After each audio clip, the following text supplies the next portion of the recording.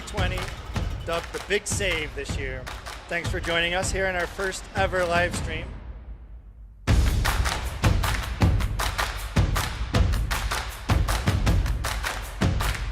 Two hours ago, we hit $1 million.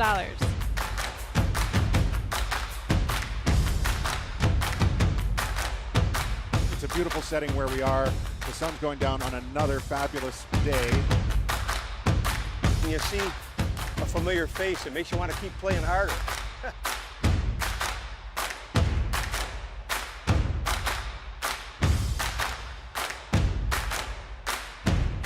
I don't know how you do it every year, but you top it.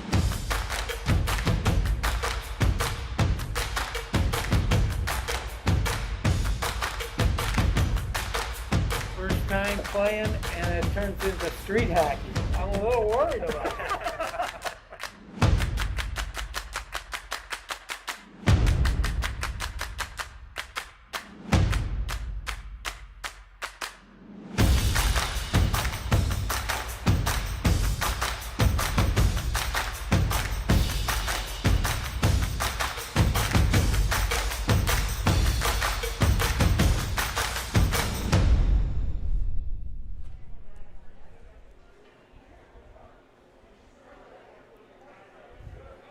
Good evening. Welcome to day 2 of the 11-day power play, Big Save, presented by our friends at Clever Method. I'm Mike Lesikowski. And I'm Amy Lesikowski. Beautiful day in downtown Buffalo, here at Buffalo Riverworks. We got a lot to do today. How's the fundraising coming? Oh my gosh, the fundraising is awesome. You know, we hit, for those just tuning in, we hit $1 million at right before puck drop the first day, and now we are at $1,027,000. The donations keep coming in, and we need to encourage everyone out there who can donate, willing to donate. Please go to our website, 11daypowerplay.com, and let's support, you know, amazing cancer causes in our community. And of course, this can't be possible without our amazing sponsors. Presenting sponsor is Clever Method, Modern Marketing. And we have a whole host of Power Play sponsors, Uplifter Video, of course, and Overtime sponsors, Ad Pro and Thin Man. Thank you, guys. And our beneficiaries include Roswell Park, Make-A-Wish, Camp Good Days, and the Roswell Park and Oshai Children's Cancer and Blood Disorders Program. We have a great night tonight. The action continues on the floor. It's been really fun so far. And tonight we'll do a Camp Good Days feature, which is very, very impactful. We'll have Pete Galvin from Channel 2. And we'll also have a series of captains' interviews throughout the night. And now we're going to introduce to you the player's log. And it is going to show you what happened today. Presented it's by all New for a York. great cause, and Cap. it's truly fun being out here with the guys, and gives you something. It's a nice venue, perfect day out. It's a lot of fun. We kind of combined two teams this year, so it's a good way to get to know new people through hockey, and like I said, raise money for cancer. So. And I used to play street hockey more as a kid anyway, so it kind of brings me back to that. So it's a lot of fun. It's going to be different, definitely used to ice, but this is it's a new challenge, and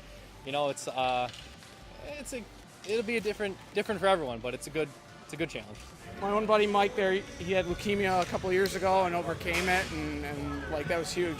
I've had friends and their family members that have been that have been going through cancer treatments, and I know it's difficult for them, so I wanted to support them as best I could, and this is a great way to do it. Hockey and raising money for cancer research. I'm going to run as fast as I can. That's all I got. That's my strategy. Stay standing up. Don't have to take too many breaks. We're a little short guys, but it should be interesting. Whatever it takes to win. Definitely, as long as we both are out there and we're having a good time, and definitely looking forward to hopefully score a goal or two. Now we are joined with Captain Extraordinaire, Tom Nelson. Hi, Tom. Thanks so much for coming a little early to talk about your team. So tell us about your team, who it's comprised of, and just a little background. We have a Friday night group. We play hockey over at the Hamburg Nike base. I've been playing for almost 30 years. Wow. And so a couple of years ago, we decided once you open it up to the community, to get the group together and help in the fight. And you guys have done this since the first community shift event. Yeah. Yep. And has it been the same crew? I think you've had pretty much the same crew the whole time, haven't you? Yeah, most of them have been from the same group. This year it was a little different, but Yeah. Yep. How did the guys or girls or both take it when you told them we were going to be playing ball hockey? It was a mixed reaction. Are you crazy? And are they crazy? But no, most of the guys, kept the commitment, and we were able to put the team on the ice. Yeah, on the concrete. On the what soon will be ice. Is there anything that this will be your third year, other than not playing ice hockey? Anything that particularly sticks out when you think about the 11-day, or when you had asked folks to play, like anything that sticks out that you could share? I just think that opening it up to the community and sort of reaching out further, more people. I mean, everybody's been affected somehow, some more than others, and just the fact that people want to step up and just help.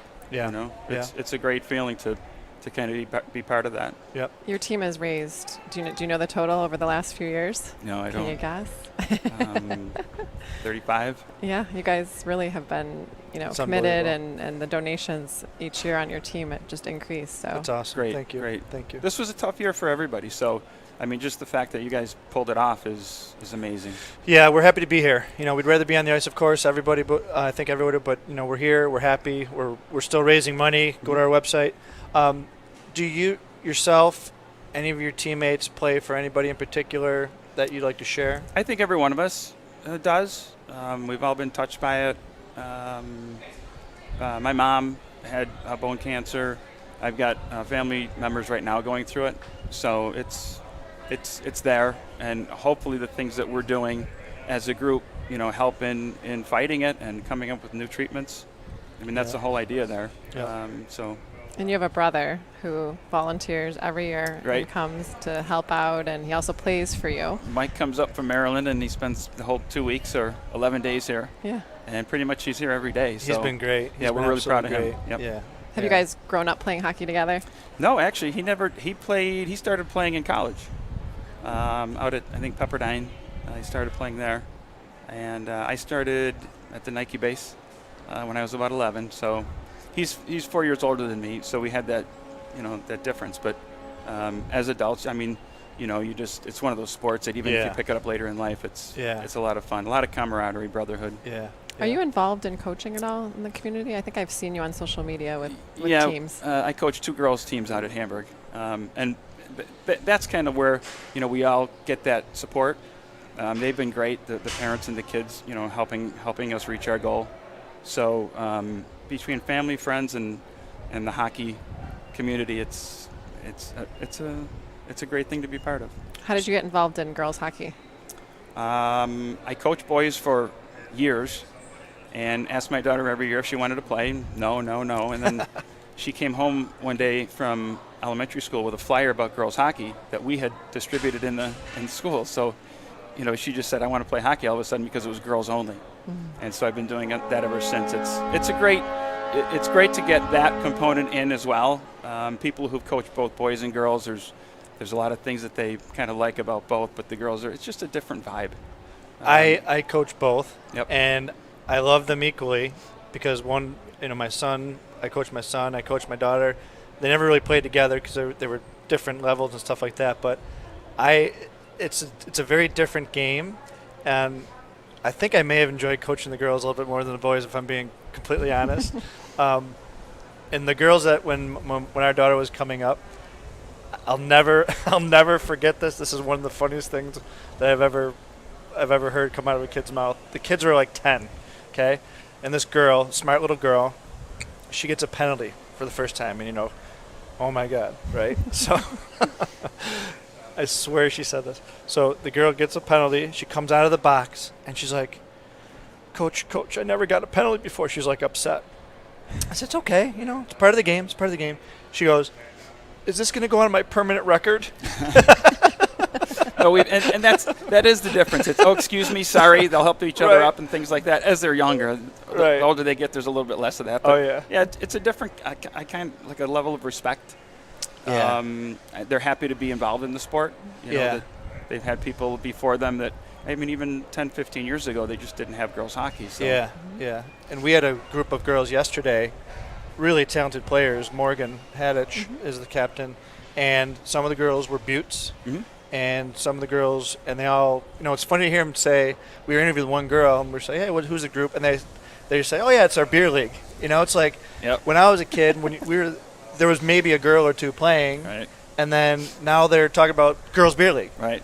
In 30 years, it's pretty crazy. It's And, cool. yeah, it's nice to see that that's coming for them. Yep. Yep. So you got here. Did you have any idea about jersey I colors? was just going to ask that. As far as Having What you would wear? no, Were you pretty surprised? yeah. Do you know what you're representing? I don't. Pancreatic cancer. Oh, okay. Unfortunately, my cousin passed away from that about a month ago. So it's sorry. it's near and dear. I didn't realize it was a purple. Yeah, and and you're going to be playing against lime green. And that's It's original 40, right? Nope, that's lymphoma.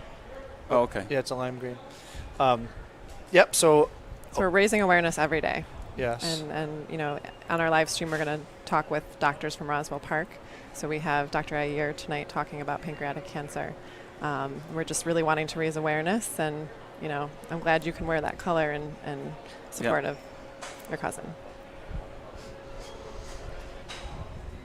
So Tom, I don't know if you noticed, but we have some fans. But our fans are made Virtual. of cardboard.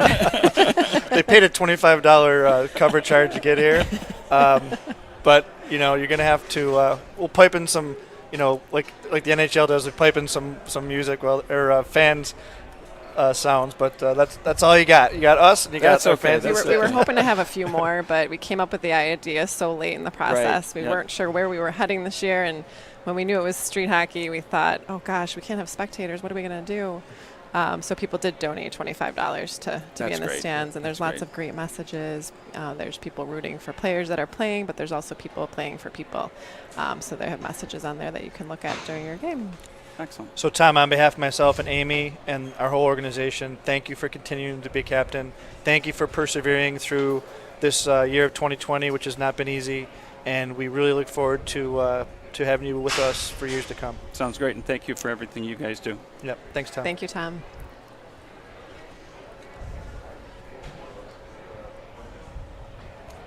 So, Aim, did you say we were at $1 million? Well, yeah, we hit that opening. Well, where are we at now?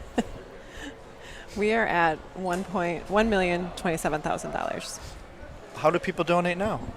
They go to 11daypowerplay.com. There's a nice big donate button on there. And how long would it take to make a donation? I would say about a minute and a half. That's they not have their very credit much card time. ready. That's not very much time.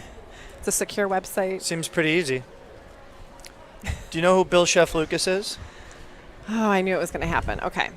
So Bill has been about $1,500 behind you for the last couple weeks, and I've kept telling you, you got to get your page out, you got to share it, you got to reach your friends and family through email or social media, and you really kind of lacked on that because we're so busy. And I'm not blaming you, but there's still time to share your page. Maybe you can catch up. Well, I do have an audience right here and now, so I'm asking Somebody's gotta help the Mike audience, to please do not let me come in second place. I'll never hear the end of it. The money, as you know, goes to Roswell, goes to Make-A-Wish, goes to Camp Good Days. Camp Good Days is going to be here today. If that doesn't make you donate, I don't know what will. It's going to Oshai's Children's Hospital. So please take a minute. $5, $10, $100, whatever it is, please donate. Go to the website, search Mike Lesakowski, Lesakowski, not Bill Chef Lucas. How far behind are you from Bill? Like $100. Like $100. Oh, it's only $100? Well, he had to catch up. Now he's a little ahead. Now I'm gonna get ahead of him. All right. Hi. Oh, look who's here. Now we have another very good friend of ours, Mr. Mike Walker. Hi, Mike. Evening, sort of. Thanks for joining us. I know this is kind of a surprise to you because your captain was Special unable guest. to come. Yes. He was, traveling, and at that time, it became a hot spot. Exactly. John Condren, who's our very good friend, so he said that you would be a great co-captain He did. to represent Yes. tonight. The Lizards Yes. is the name of the team. Mike is a longtime member, at least from the power play Yes. of the Lizards. John Condren, the fearless leader, had to excuse himself. John is our attorney with the 11-day organization, as some people may or may not know. All-around good guy, decent hockey player, better guy. But Mike also is a very good hockey player, big stay-at-home defenseman, as you can see. But thank you for doing this. Thank you for pinch hitting. Thank you for being a co-captain. Absolutely my pleasure. Tell us about the first time you heard about 11-day and just a little background and how it evolved into getting involved in the community shift, because you've been very involved. Again, a few years ago when you started it, the news kind of spread like wildfire amongst our little community, and just thought it was a great idea, and wanted to get involved as soon as I could. A little tough for me on the original 40 because work schedules and everything, but we did what we could there, and then when you expanded it to the community shift, jumped right in and got on as many teams as I could. Raised a sufficient amount of money, I guess. You raised a lot of money. Always. It's and your company donated Sevenson, so thank you to the Sevenson and the Ilias. The people you meet doing this kind of thing are just extraordinary. All walks of life, everybody chips in, and it's just a wonderful organization and a wonderful thing to do. It's fun. It's for a great cause. What more could you ask? Yep. Yep. What part of the event is your favorite part? Oh, playing. Playing, okay. Playing. Just want to make sure. It's going to be tough out there today. I can't glide. The ice is so nice because when you get tired, you just kind of glide. Yes. Well, we just met the captain that's going up against you. I don't know if you know Tom Nelson, but No, I don't. super nice guy. Good. So they're representing pancreatic cancer tonight. Oh, good. And do you know what you're representing? I'm not sure. John didn't give me the actual He wouldn't have known. representation. He wouldn't have known. So Okay. your jersey color, and most people don't know without looking, but lime green is representative of lymphoma, Oh, okay. and purple, which you're playing against, is representative of pancreatic cancer. Mhm. And ironically and unfortunately, Tom's cousin just passed of pancreatic cancer, and he gets to play in his honor wearing purple, which was a total coincidence. Which is It happens. Yeah, I it mean, does. as far as the coincidences of, Yep. of life, as far as the colors and And every year, our the funds go to Roswell and they go to research, and a lot of it goes to many different types of cancer because we support immunotherapy. So it just makes sense to really raise awareness for all cancers, and all cancers matter. And we didn't give anybody a choice this year of what color they were going to get because we knew that would open up probably a huge can of worms. Yeah. But we will have these jerseys for sale for anybody that maybe wants a different color. Yeah. We also are encouraging some players today were changing, like trading. Oh, really? Yeah. Yeah. With the crew that I have out there, as soon as the green came out, Gallivan and all those guys are like, all right, this is perfect. It's not the Irish. It's not the Irish group. It's the lymphoma representation. Yeah. Well, So you have a brother that plays. yeah, I do. Mark? My brother Mark plays. Yep. Couldn't make it today. My son is here. Oh, cool. Michael's here. Michael. He's Yep. Big kid. You'll see him. We brought some youth in to run around while the rest of us just Oh, stand in one spot and shoot. right. Like Ovechkin kind of thing. Michael's a Fredonia kid. Yeah, Fredonia yeah. graduate, Yep, right? Yep. Yep. As that's where I came from. I know he was playing a little hockey there. Mm-hmm. He did. So he he spent a little time at Steel Hall. Oh yeah. Very familiar with that hall. He also just graduated from Canisius with his master's in finance. Awesome. So Awesome. He's Congrats. moving forward. Awesome. I've been blessed. Is he the best hockey player in the family at the moment? I'm going to have to say he's the most in shape hockey player in the family. Okay, fair enough. Fair enough. And I know, Mark, his brother Mark's part of our little group. So Mark plays forward and Mike plays D. Mm-hmm. They always seem to play on the same team, though. I never get a little of the fun stuff. But you guys seem to get along well. Oh yeah, he's my brother. Yeah. We grew up together, my best friend, all that. Same thing. He likes jet skis too much. He doesn't play hockey in the summer. Have you seen him on those? Those guys are crazy. They go out the stand-up jet skis. The I old know. school ones I've with the big seen powerful videos. motors. They do the backflips and all I know. that stuff. I know. Backflips? Oh on my the jet God, yeah. skis? Oh yeah. Like the whole thing goes over? You get the whole thing. You gotta Oh wear my like a goodness. helmet and all that stuff. I think hockey's safer. I think so. They flip So, those things around pretty good. Is there any one person, either yourself or your teammates are playing for or in honor of? Well, I've got a few people in my family that have been affected by cancer, and they're always in our thoughts. Some people are still fighting the battle, and that's a big thing when you first get that diagnosis. It really makes you reassess everything, it's a battle we all kind of jump into and help out and do what we can. Yeah. So Yeah. family. Yeah. And we,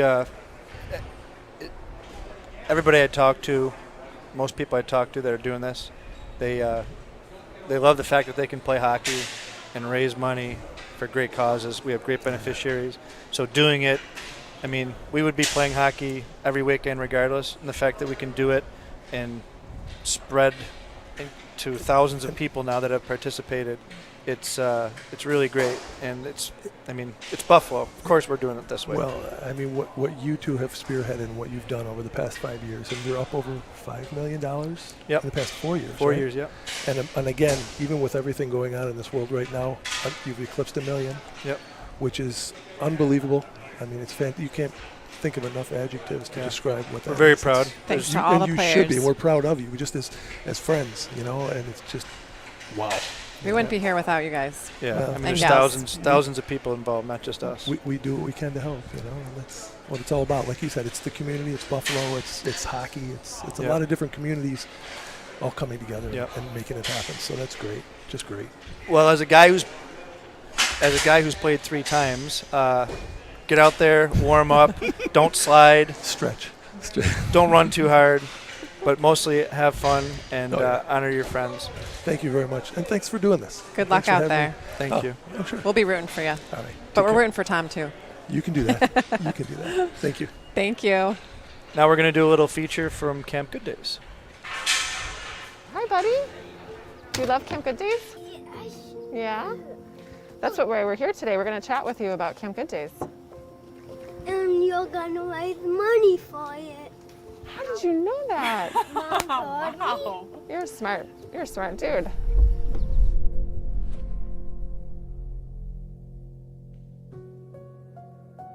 When I heard about Sarah and Nathan's story, it brought back so many memories.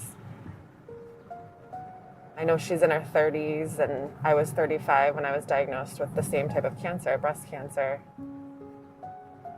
You know, when I was in treatment, we had talked about contributing and giving something back. And Mike always talked about doing a hockey game to raise money. And here we are. I'm on my, I think, 11th year, cancer-free. And we've raised a lot of money to support resources that are so important to our community. Thanks so much for having us today. You know, as difficult as it is to go through treatment yourself, having a young child going through treatment is, I can't even imagine. I don't even know what that's like. With Nathan, we were literally right there. Yeah, we were actually swimming in a pool, just hanging out, no symptoms, no nothing. When he started just screaming that his head and neck hurt, and it was just one of those things like you knew something was not right. And it's one of those moments that just haunt you. So we kind of got him dressed and I took him to pediatric urgent care on Maple. And they were concerned because he had kind of like almost concussion symptoms, but he hadn't hit his head. So they actually sent us in an ambulance to Children's Hospital, and they noticed that he had some brain bleeding and some stuff going on. And then he had an extremely long, like 5-6 hour MRI on Saturday. And that MRI showed that he had a tumor. By the next, I want to say Saturday or Sunday, we knew that his tumor is actually on his brainstem.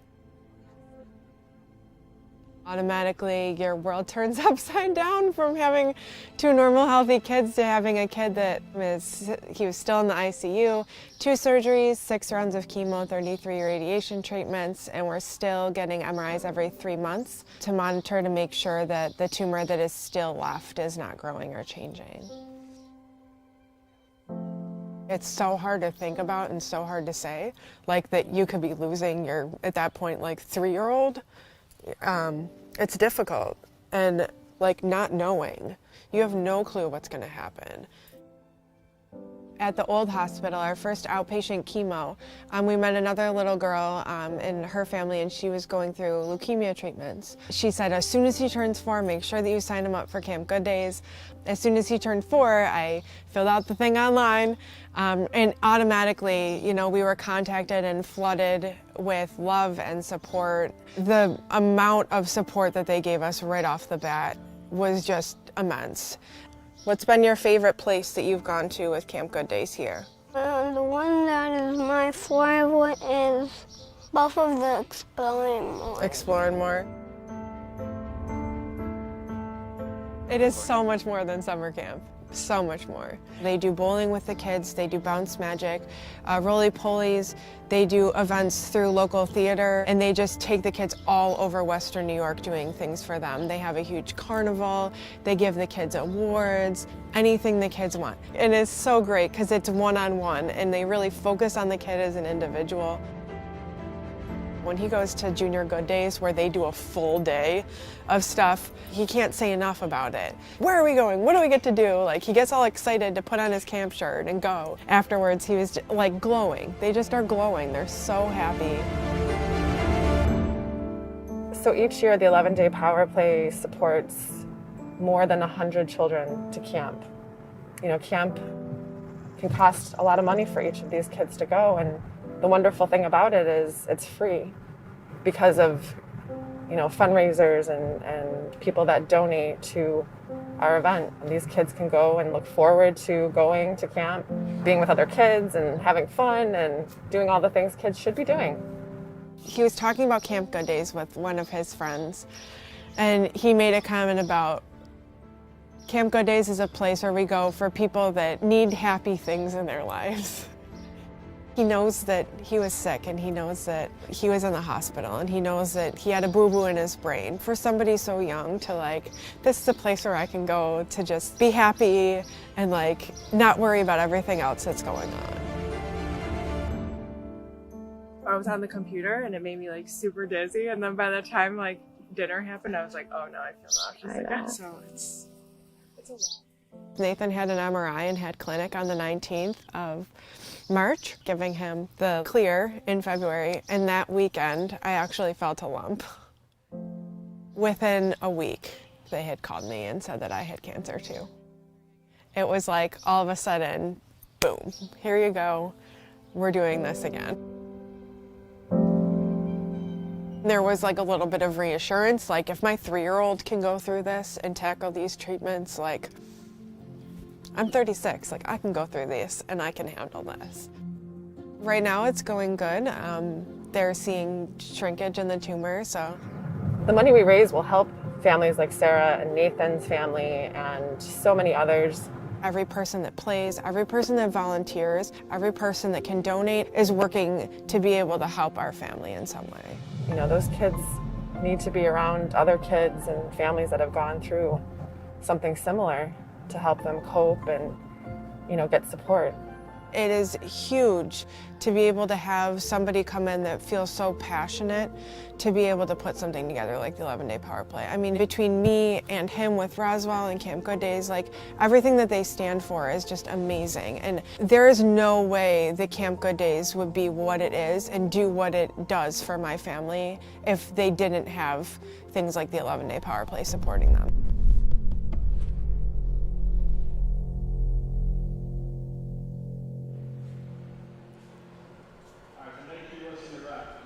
Here we go, guys. An amazing video done by Uplifter Video. Meeting the Roberts family was just a morning that was so important to me. Sarah and Nathan, true warriors. I commented in the video that I went through treatment very similar to Sarah's, but did not have a son that has gone through cancer as well. And I just can't believe she's a hero. It's really all I can say is that she's a hero. And Nathan, I wish her both well.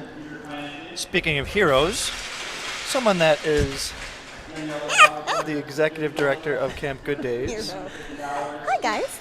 Lisa Booz. Hi. I really like these. Can I have these? Sure. Can I go home with them? I feel very official. I want to start calling Play games. video games. Yeah. You couldn't wait to match us. I really did. I was watching on live stream. I'm like, there's no way they're going to make me wear that. Here I am.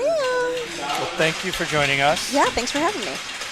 So Lisa, you referred us to the Roberts family, and thank you for that, because they are true. They love Camp Good Days. They, the way they speak about it is just so heartwarming. What you do for the community and these kids is really unbelievable. We love them right back, and Mom was just diagnosed, so we've known them for a couple of years, and I remember vividly her bringing Nathan into, and you could tell in the video, he's really a shy kid. And when she came into the office, and he was super bald, he was very shy, hiding behind her, and she was just super open with, how can you help us? He definitely needs to hang out with other kids. I cannot believe they're going through the same thing now with Mom.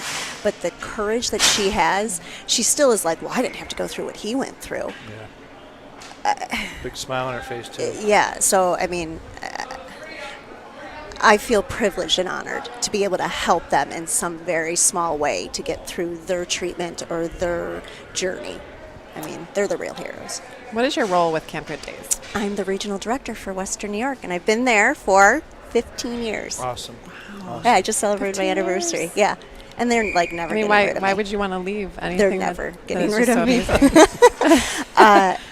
So I love my most job. people know Camp Good Days. I don't know if they know exactly. so.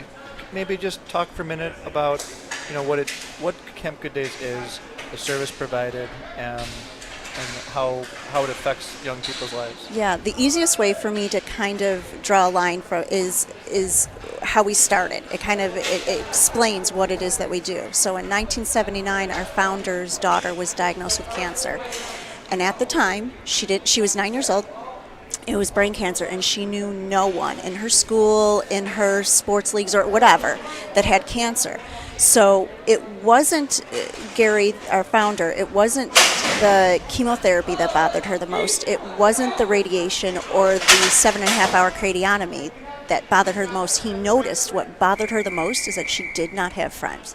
She didn't have anyone else that was going through what she was going through. So that's what Camp Good Days is all about. It's 40 plus years later, and that's still what it is about. We do everything for kids with cancer, from going to sporting events to concerts to holiday parties. But really, I feel like we could sit around playing Duck, Duck, Goose, and it would be just fine, because the kids are with other children that know exactly what it is that they're going through.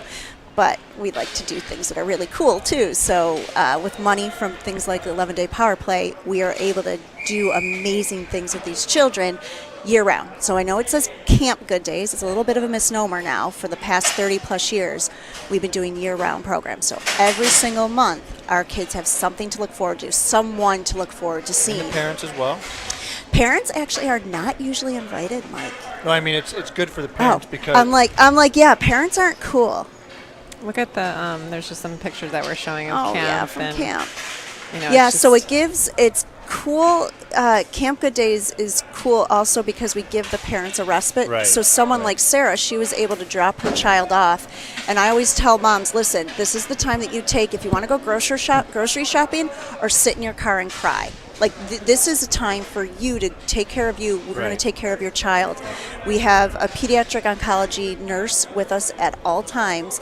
There's usually nothing but Band-Aids that we have to worry about. But just in case, it makes the parents feel better. Like, okay, we have a nurse that they're familiar with that can take care of the children. It really is just a way to get away from the word cancer, if it's a couple hours or a couple of days or a week when we're at summer camp. It just looks like such a happy place. It is. And I know that, kids with cancer go there, but their siblings can go there. Yes. And siblings of cancer patients, when they're kids, how do you help, the siblings? Right. So back to when we started, it was just for kids with cancer. And then Gary noticed that as the kids were getting dropped off, in the back seat were the siblings. And he's like, wait a second, they're dealing with their siblings' mortality. This is terrible. Right. So it was at that point that they decided, okay, there should be something for them. And then we started something for children that have parents with cancer. So it's really, if you have cancer in your immediate family, Camp Good Days can help you. We also have women's oncology, men's oncology as well. So it's kind of a whole, we help the whole family. How do the funds that, our players work so hard to fundraise all year long, like how do the funds that we give Camp Good Days help you? Okay, so listen, the minute you guys posted that you hit 1 million, I called the staff. I'm like, let's go, we're planning. So it's not like the money leading up to that wouldn't have already paid for stuff, but I kind of felt like, okay, that gives us permission to plan. We have money coming in. So October 2nd is our first post-pandemic event that's coming in, because we don't have money coming in. Wow. I mean, no charities do. Who can give right now? So we had a drive-in that we did in May, but we already had funds put aside for that. As soon as you hit 1 million, we're like, all right, October 2nd, we're going to Kelkenberg Farm. Wow. Awesome. And we're also planning as the year goes on. Because listen, you guys have been saying it a lot too. Cancer doesn't stop, so neither are we. All right, well, our families still need us. I can't fathom going through cancer as if you didn't already pick the short straw. And then you have this, when people say when you're fighting an illness or you're going through death, the worst thing is isolation. Well, here we go. We're serving up just isolation for you. Yeah. And the pandemic has affected so many, and I know that the players this year, some of the players really struggled at asking for money during a time where people are losing their jobs. And, once we were able to explain that, yes, but some people still can support. Some people are still working, and those donations coming in are really doing such good. So we can't stop, and we're not stopping, and we clearly just hit 1 million. So thank you. Thank you. Proof. Please don't stop giving. Please. I mean, it's proof. We weren't doing anything for our kids, and it's not just because of the pandemic. And no money, that we have to be socially distant. It's because no money was coming in. So now we know money's coming in. That's it. We're doing stuff. So whatever can be outside, whatever is socially responsible for us to do, we're doing it. Great. These kids need us. They miss us, and we miss them. So thank you, everyone, for giving, because we help hundreds of kids in Western New York. You have no idea. You can't fathom possibly the amount of help that you are giving to these kids. It's giving them something to look forward to. And you just said it's Western New York kids. Yeah. Right. Yeah. So local kids. Local kids are getting the help. And I mean, I have a million stories I could tell, but we have kids that having major depression through all of this. So they beat cancer, okay? Yay. But they missed a couple years of school while they were going through treatment. Now they're back at school, and now they're in isolation because of the pandemic. And now the depression that was around there during cancer, it's resurfaced. And they're teenagers. It's like camp is their only outlet to feel normal again. So you guys are helping us help kids feel normal. At our captain's meeting, I forgot the little girl's name. But Madison. She could not speak. She went on. We had to give her the old, hook, because, and she kept raving about it. She's like, why I love camp. Brrr, the scroll comes out, and it was so cute. But she was totally.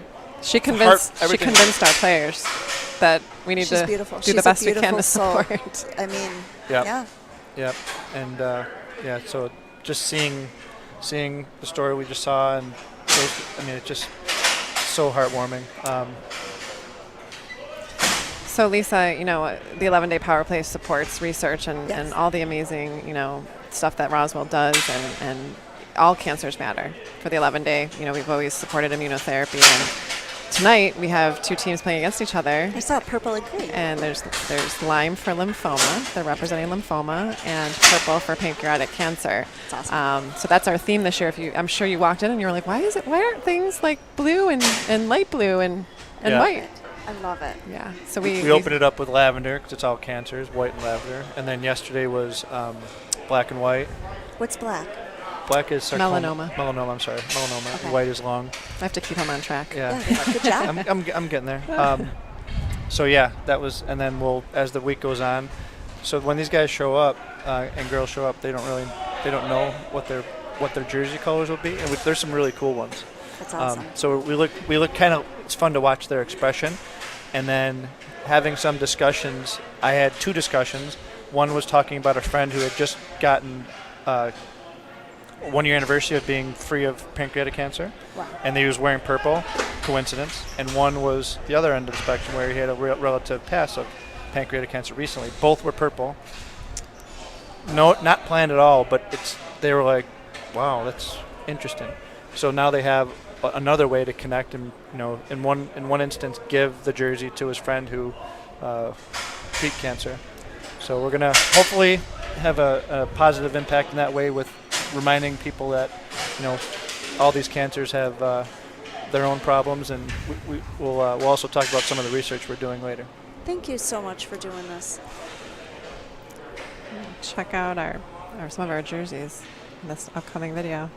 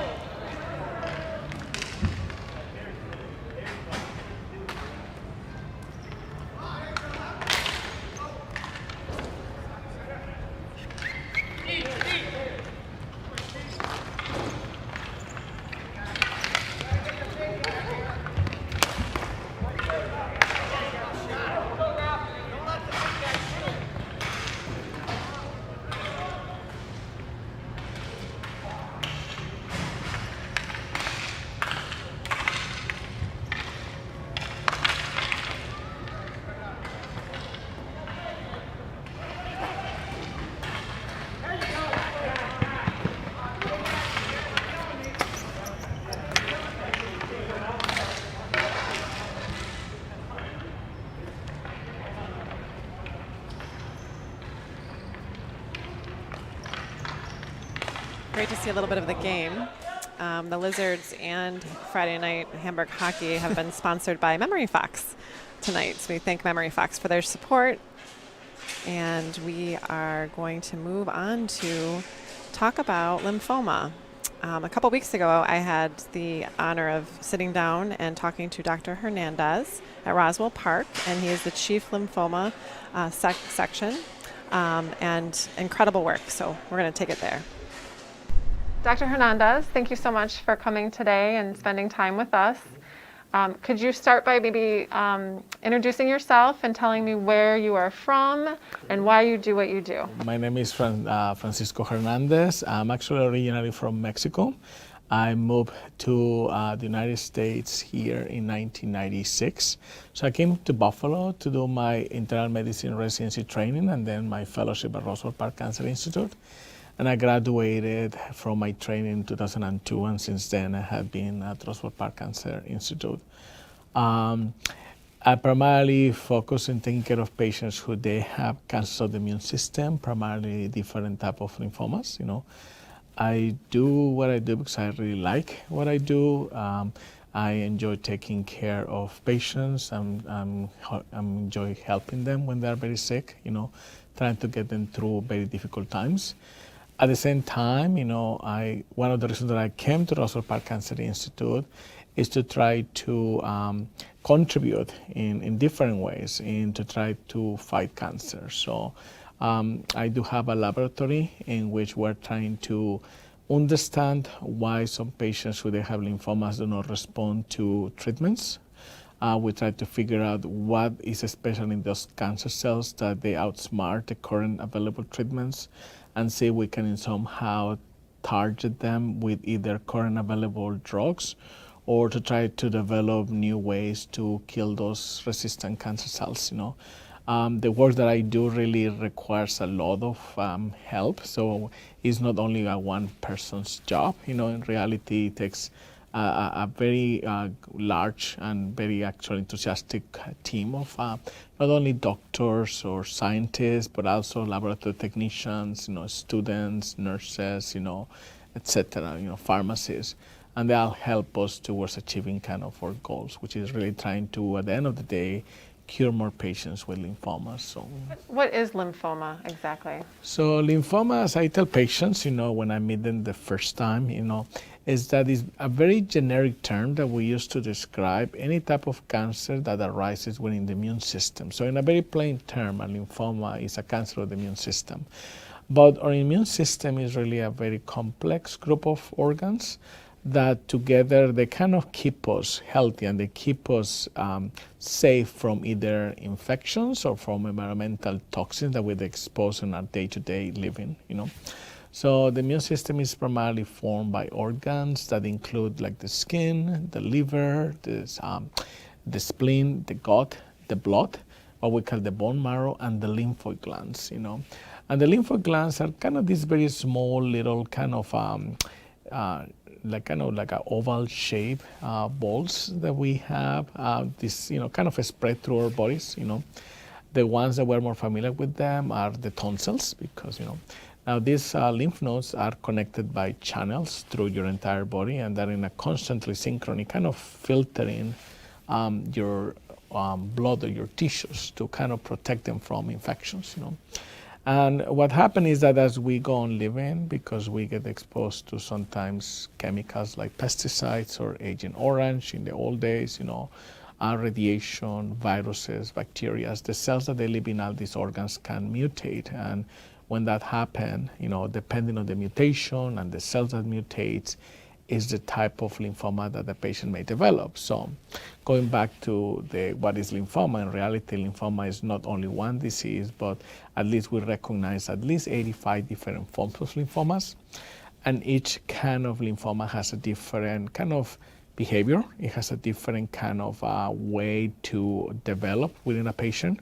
And as a result of that, they do require different kind of treatments and evaluations. So when a patient is diagnosed with lymphoma, it is very important for the patient and the doctor taking care of the patient to know specifically what type of lymphoma they have, so the treatment can be somehow tailored towards fighting that particular, cancer.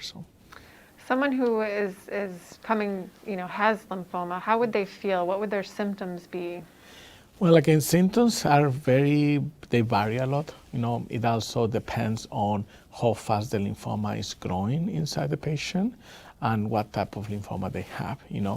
There are patients that when they're diagnosed with an aggressive lymphoma, they normally come with symptoms, primarily enlarging lymph node glands, so they feel bumps under the armpits, in their neck, in the groins. Sometimes those kind of bumps produce pain. Sometimes they can produce swelling in areas around where the bumps are, like if they have like a tumor in the groin, they may have leg swelling, so that could be a presenting symptom. Sometimes they also present with other what we call constitutional symptoms, feeling sick, having fevers, nice sweats, losing weight, or having itching, Sometimes the symptoms may be related of how these kind of enlarged lymph nodes are obstructing other organs. Like, for example, if lymph nodes are blocking the airway, people can present with coughing, difficulty breathing, kind of having changes in their voice, etc., In the other spectrum of kind of the clinical presentations are basically very subtle symptoms or no symptoms when you have a patient that has a slow-growing lymphoma. So when we look at patients who they have this slow-growing lymphoma variants, sometimes those patients have no symptoms. They go to see a doctor or they have a testing like a mammogram, and all of a sudden they found an enlarged lymph node in the mammogram, or they have a CAT scan because they were having a kidney stone and the CAT scan shows something there, So certainly the way that patients with lymphoma present to see the doctors is kind of varies a lot, So there are people who have no symptoms and people who can be very sick very quickly, So it does take a lot of kind of clinical suspicion when you have a general practitioner or an internist looking at patients who they come and talk to doctors, Sometimes it takes time to recognize the disease itself, So you're involved here with research at Roswell Park. Can you tell us how important donations to the hospital are for research projects that you're working on here? So no, thanks for that question. So I think certainly philanthropy is a very important part of research. I do know that a lot of the work that we do in the laboratory requires funding. It's not only for support the personnel who's doing the work, but also to pay for the supplies, to pay for collaborations and exchanging material between academic institutions.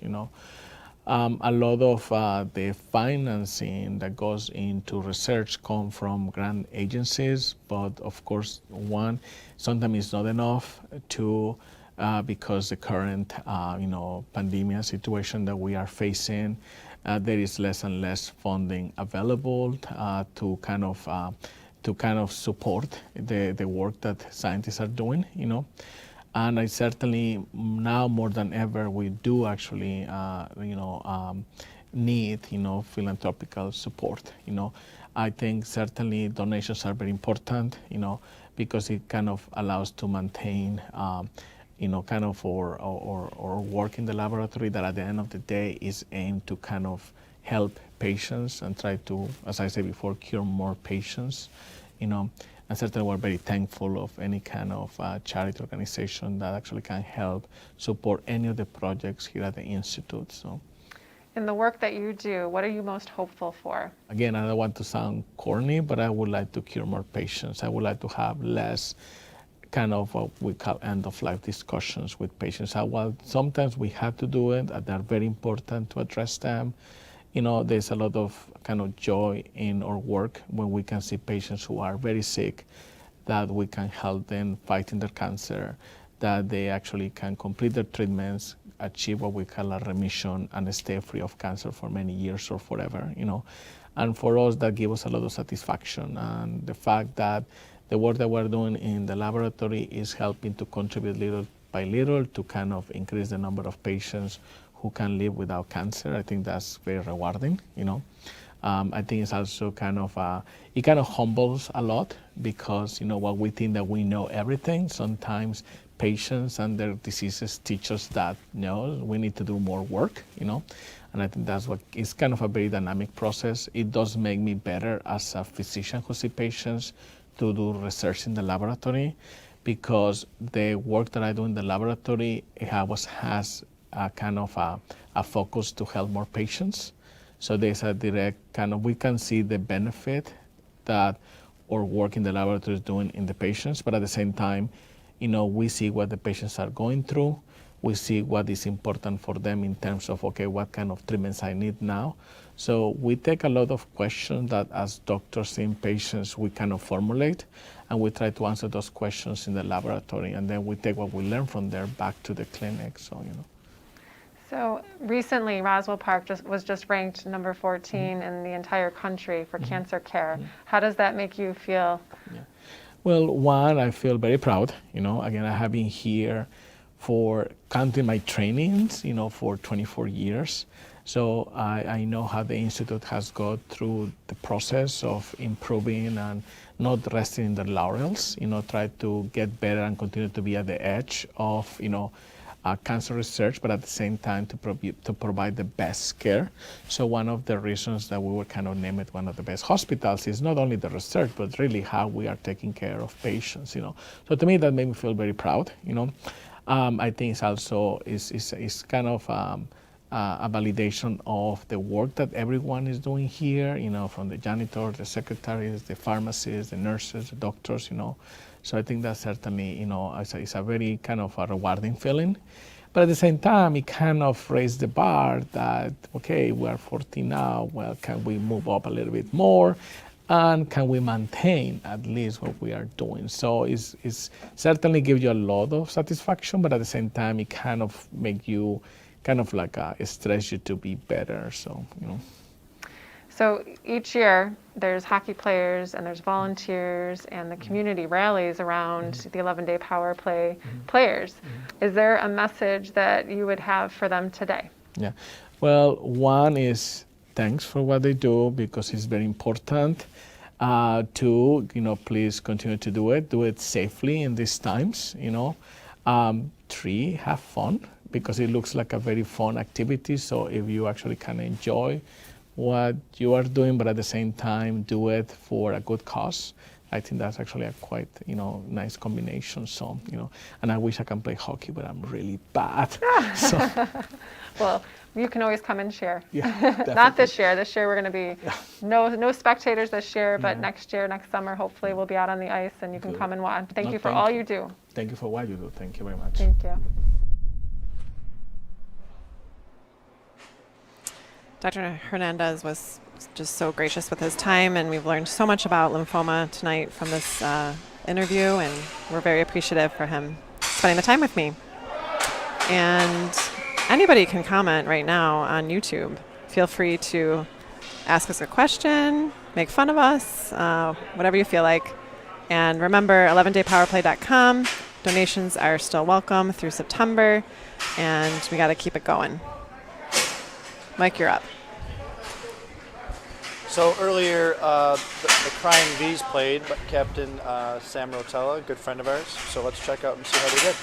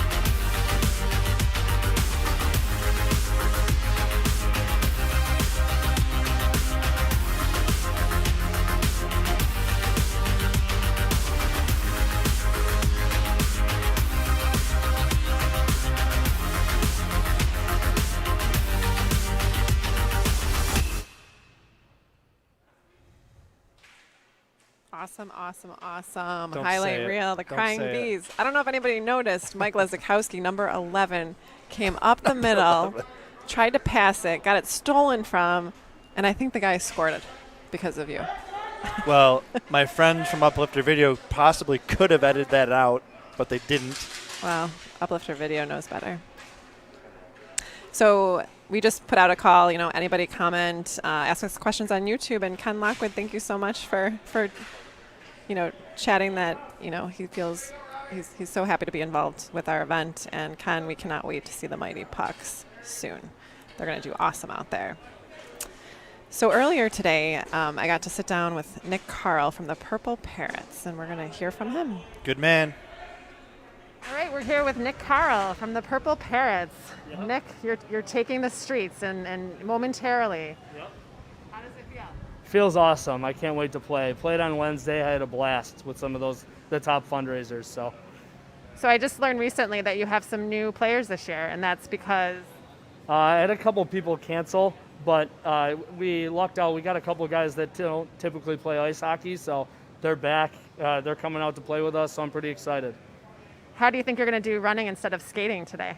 I wish we were skating, but obviously circumstances don't allow it. Can't exactly glide when you're running on sneakers.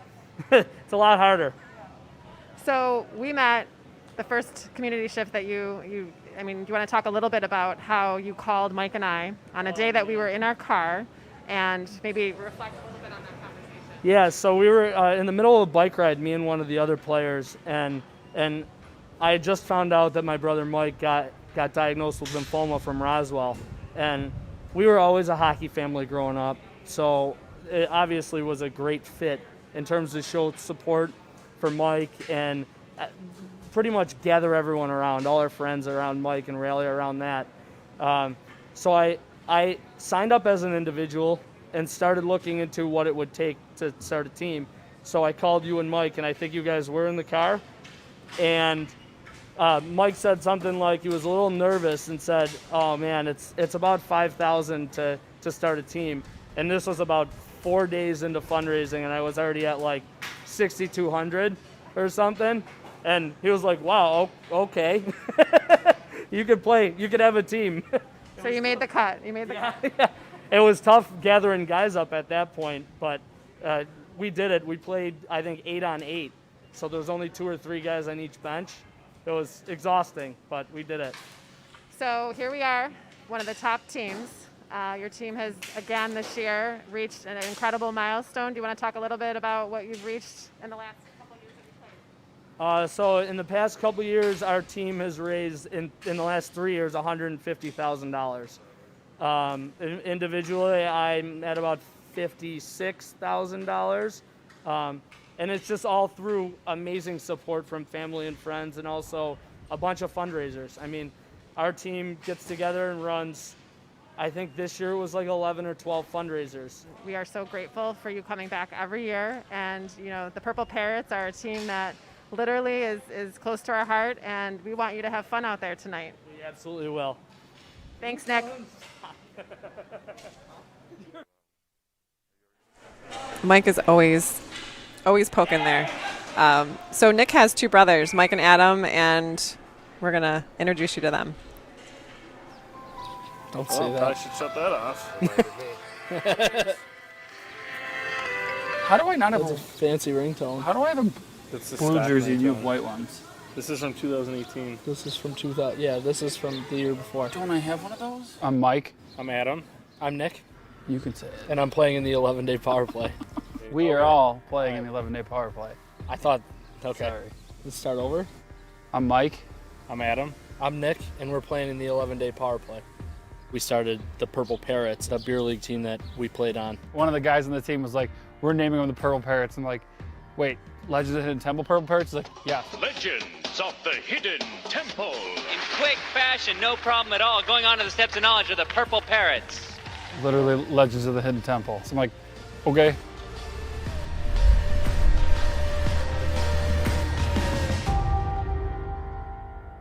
I was playing pickup hockey in Batavia, and I sat down on the bench and looked at my buddy Ben, who I was out there with. I'm like, I am out of shape. I cannot catch my breath to save my life. Like 2 weeks after that, after a couple CT scans that I had a lymph node in my chest the size of a pop can. That would explain why I couldn't catch my breath. Once Mike got diagnosed with non-Hodgkin's lymphoma? Hodgkin's lymphoma. Hodgkin's lymphoma, I get it mixed up all the time. Right, Nick. I was inquiring with Amy and Mike about starting a team. We were a hockey family growing up, so it made the most sense to show support for Mike while playing hockey. I was diagnosed in February. I started treatment at the end of March. So it was basically, for me, it was just getting started as they were like, we're going to play and we're going to fundraise. And I'm like, cool, my brothers are playing hockey, must be nice. I put it on social media, and it was the first time that people had heard, so they all were trying to show their support early. So Adam and I raised about $5,000 in the first day and a half. When you guys were in the promo, was that 2 years ago? 3 years ago. I was sick, and Nick was, I think, right around #1 fundraising at that point, or getting close to it. It means a lot to see the amount of people that have donated and the amount of support. Nick getting the whole team together to play for 4 hours. I had no hair in that video. I standing there. You're also big. Yeah. You're a big boy. I gained 60 pounds during chemo. And it's funny because I talk to people, I'm like, I keep putting on weight. They're like, cancer patients lose weight. I'm like, thanks for pointing that out. I got it. That was at Shays. And I was like standing there sweating. I'm like, this is awesome, but I'm hot. It's going to be nice to go out there and support him with my team. I couldn't play the first year. I sat in the last row of the bleachers, could barely walk up the stairs. I had no hair, I had no eyebrows. You also had chemo the day before, I think. 2 days before, so I was like totally on the crash. We played 8-on-8. It was a struggle. That was a long skate. You look up at Mike and it's like, well, that's the reason we're doing it, so I guess I'm gonna put my stuff back on. So we sat there and watched. It was pretty entertaining, but it's like watching the fundraising numbers was more impressive and more shocking to me. Both of them have come up with numerous different fundraisers and the challenges of this year, especially. I literally said to Nick the one day, I'm like, I'm gonna try and do an online meat raffle on Facebook. He's like, you're crazy. I'm like, I know. I'm like, but think about it. I'm like, if we get 75 people to buy into this and we raise $1,000, it's another $1,000. Obviously the meat raffle's a little more involved than what we were doing for Corona Madness. The more tickets you guys buy, the more money we can donate to the 11-day power play. So first spin of the night, 3-pound package of hot dogs, 3 winners. 180 people later, we raised $7,000. And I'm like, this is insane. Every dollar is worth its weight in gold to every one of the participants and the organizations that receive the money. But these guys both, when they do something, they take it all the way to the end. They're on YouTube or listening to podcasts, how to fundraise better, what they can do. He's done the in-person meat raffle and the golf outing that we do here. We got more golfers because we ended up with 160 and raised about 9,000 this year. The deal is if you hit the windshield, you get $100. You gotta try 3 times for $10 though. And if you get really close, we'll let you try 3 more times for another $10. You got it! You got it! Oh! We should just can the tournament and make it the 3rd annual windshield contest. It's incredible to see that when they put their mind to something that they really push the envelope of trying to come up with new ways of fundraising and keeping people involved. I'm on Facebook from Nick Carl's tournament. Nicholas Carl's gonna pick the ticket. $1,340 to the winner today. Thank you guys that bought tickets. There he is. To see where the money was going and to see what you're supporting, and then to see him actually make it through 6 months of chemo and cancer-free at that point, and it doesn't bother me one bit to talk about it or that I had it or what I went through when I had it. But it's like we'll get to a point where we're out somewhere talking about a fundraiser and someone's like, I might have something else that day. I'm like, oh really? Did your other thing have cancer too? So Mike guilted everyone. Yeah. I guilt everybody. I literally am like, so here's the deal. I had cancer, we're fundraising for Roswell, you need to help. Listen, I had cancer, you should donate money. We are our best year yet so far, by far.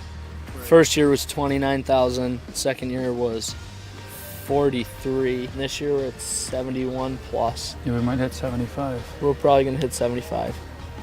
So I don't even know what to set the goal for next year. Beat Chef Lucas. Yeah, beat K2C.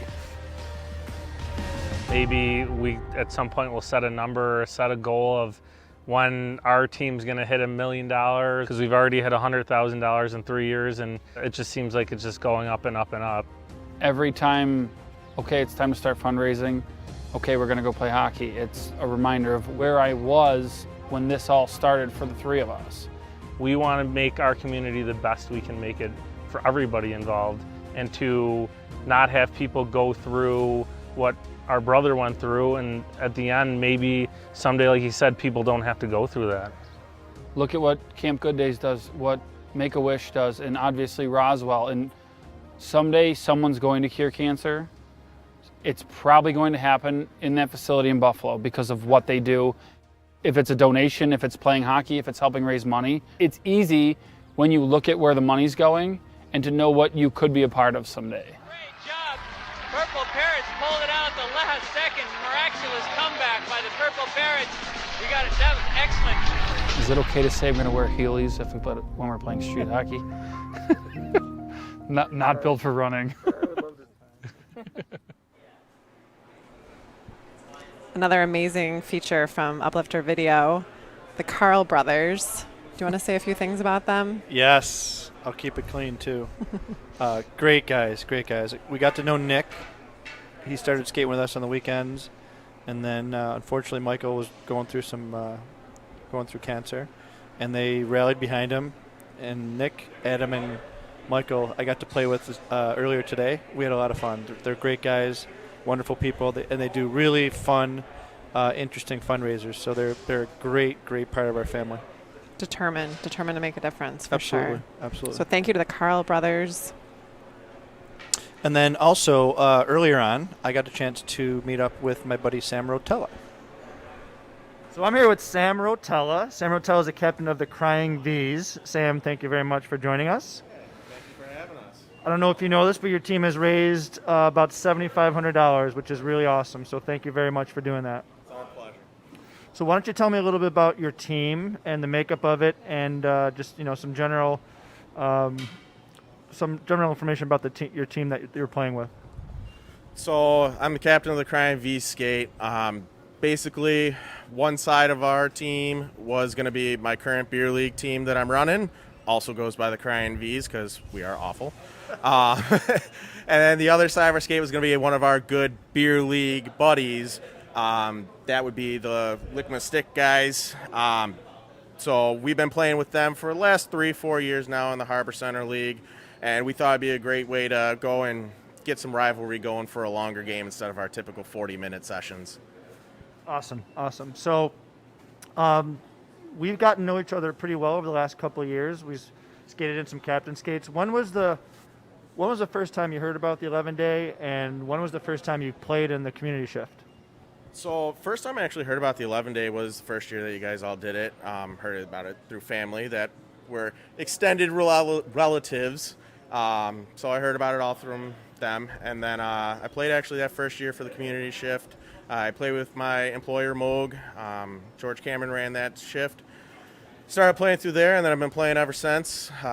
Started running my own team last year, and then back again running another one this year.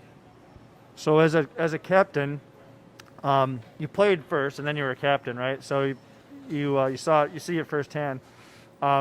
It's not all that easy being a captain, is it? Never is.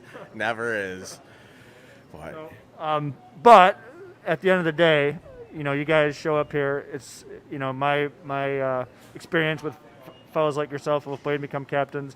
It's you put a little bit of work into it, but the stuff that you put the most work into is also the most rewarding. So I hope that's the case with you guys as well.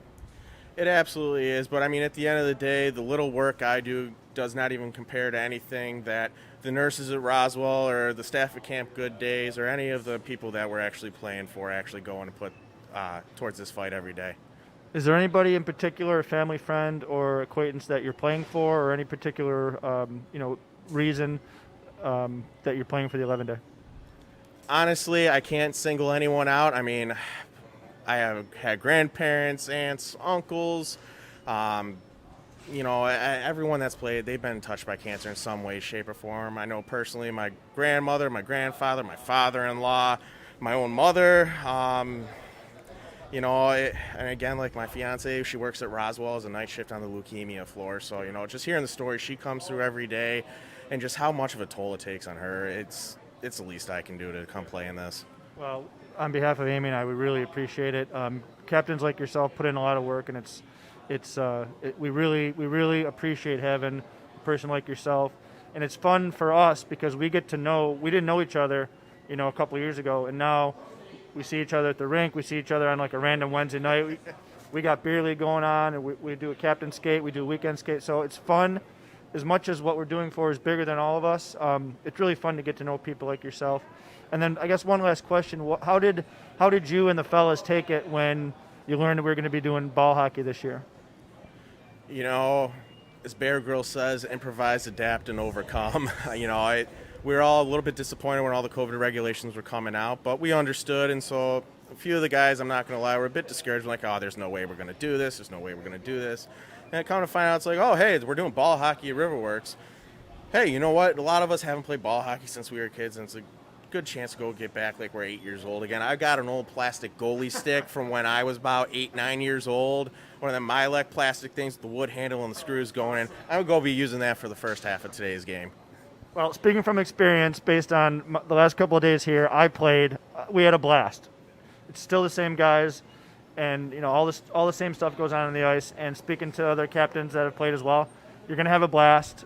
So go out there, enjoy it, and score some goals. Oh, you're playing goal. You're playing goal. All right. So I don't know if you're going to score any goals, but keep them out of the net.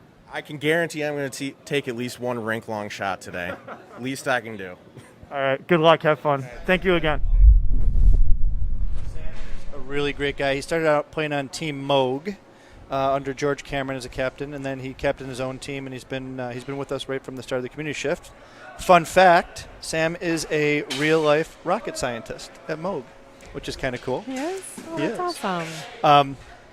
So we are at $1 million and almost $28,000. Please, through our website, through social media, Facebook, Twitter, whatever links you can follow, please go and donate.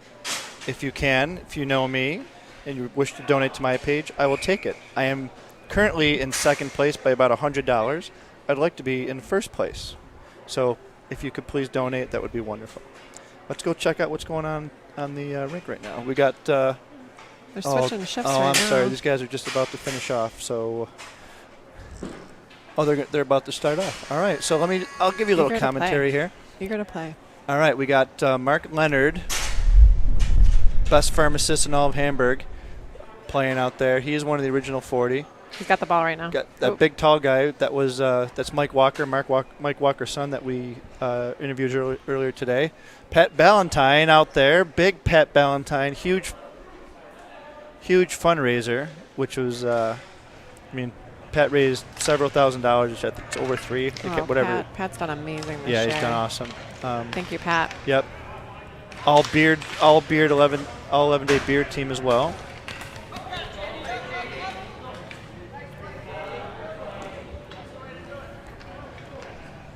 We got Drew Case out there. We got Big Tom Fogarty, another original 11-day. We also have Justin Ehrig. I don't know how I feel about his non-compliance with the jerseys right now, playing goal, but we'll talk about that later. Wait, what's he wearing? He's wearing, one of the original traditional jerseys, which is fine. That's okay. Goalies kind of get away with that stuff. Yeah, you know how goalies are. Purple is the Hamburg Friday Night Old Time Hockey Guys, sponsored by Memory Fox. And wearing lime green, representing lymphoma, are the Lizards. Usually captained by John Condren, Esquire, but John has traveled to a restricted area, and rightly so, not coming. And the Lizards are also sponsored by Memory Fox. Lizards also sponsored by Memory Fox. We got a 5-3 game. Who's winning here? We got... Oh, Pat just took a ball to the knee, I think. Uh-oh. Ballantyne's down. No, he's good. He's good. Giving Shook it off. Did I mention Drew Case? Drew Case is out there. Drew is is either playing hockey, drumming or a professor. Yeah. Or a PA. And he is amazing physician's assistant. All around Jack of all trades. Jack of all trades, and he is everything he does he's good at. Mostly being a good human being, because he is one of my favorite people in the world. He's just such a quality person.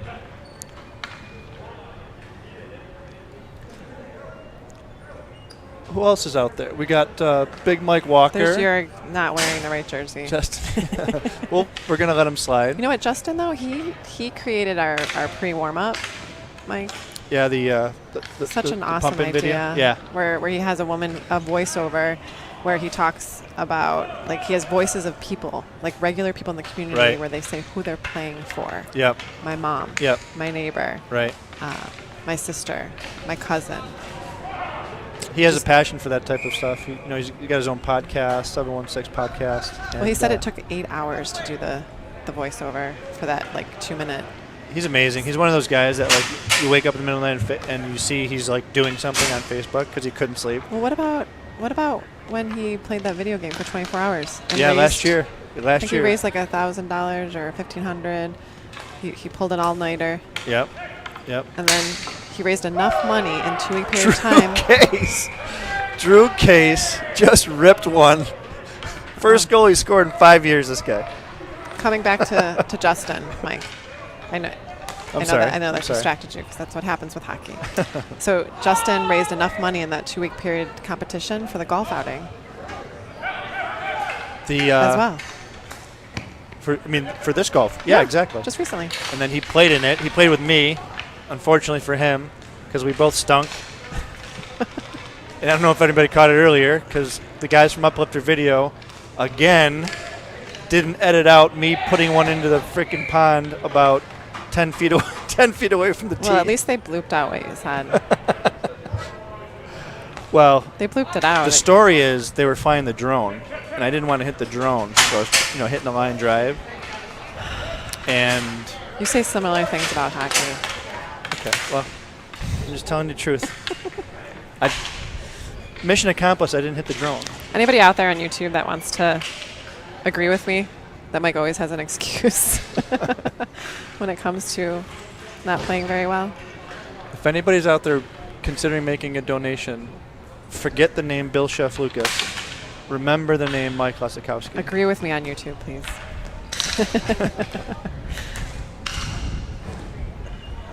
The next, how can we do this? I don't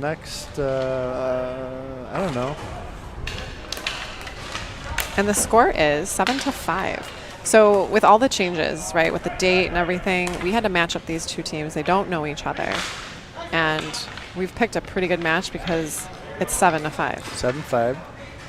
Yeah, they're a good match. Great group of guys, so we kind of knew, you know what, we're going to match them up and hope they have a great time. I think they are. So back to fundraising. If anybody donates $100 to me, I will donate $100 back to them. You're matching? I'm $100 behind Bill Chef Lucas. I won't have it. Then you should say 150. I'm not going to donate to myself, but I'd like 150. Yeah, because then somebody don't. Then you're. Okay. How about $111? You don't want to match him. You want to exceed right. him. So I want to be exactly when this whole thing is done. I want to be exactly $11 higher than Bill. Now he drives around in a bus, and he makes thousands of dollars. Well, we're going to talk about that on Monday with Bill. So he's coming in. Don't spoil the good news.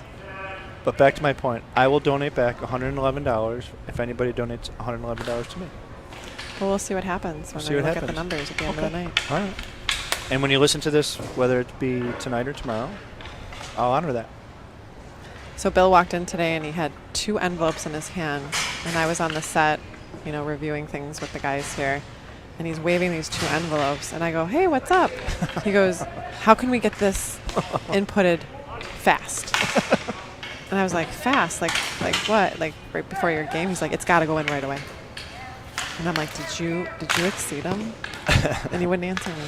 Well, he was also had a thing for the Carls because the Carls have been doing amazing. Who we just saw, they've been doing amazing on fundraising. So he wanted to make sure that the Carls saw it and I saw it. And as luck would have it, I was playing on his team. So on Bill's team? Yeah, because we played. Thank goodness you weren't playing against each other. I may have hit him with an errant pass once or twice. 7-5. Got 28 minutes left in this game. First period. The goalies are looking tired. Thank goodness there's a nice breeze out here. It is a gorgeous night.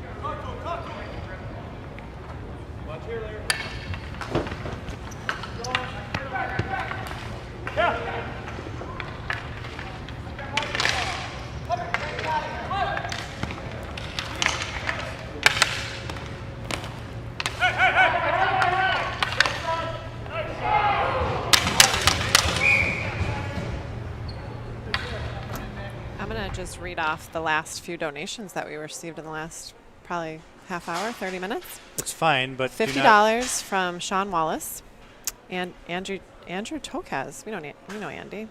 $100, 111 from Andrew. Dollars from Andy Tokaz with a message that says, "Go Bill, pass Mike." Okay, Andrew, if you're listening. Didn't you just get out of surgery? You're going to go back into surgery soon, buddy. Next donation, Mark and Dawn Cross. Always thinking of others. Love you. Then we have a Brett Randall, a Lauren Sambita, Elisa and Steve, $100, and an anonymous donor. Are any of those to my page? I can't really. Oh, Andy says yes, he's listening. He just sent me a text. Oh, Andrew. He must have taken overdoses of pain medication. He just got out of surgery. I think he pressed the wrong button. Chef Lucas and Leskowski spelled similar, so he must have pressed the wrong button. You know what I noticed about hockey players? Just take it to the game. They have little strides when they run. Is that an observation? Well, it's a little slippery out there. I mean, the concrete's smooth. We're not used to running. We're used to skating. Yeah, no one's conditioned for that. I mean, it is slippery, and Riverworks has done a good job trying to clean up the rink, every morning to try to get the dust off. But, it's kind of funny when guys wipe out. Knock on wood, nobody's gotten hurt. It's not funny, honey. It's all little stuff. Nobody's gotten hurt. Our friends at Excelsior have been here, ever present, the entire time. Have not had to attend to anybody. No, but now that we're talking about Excelsior, I think we should go to the tip of the day, sponsored by Excelsior Orthopedics. Sounds good.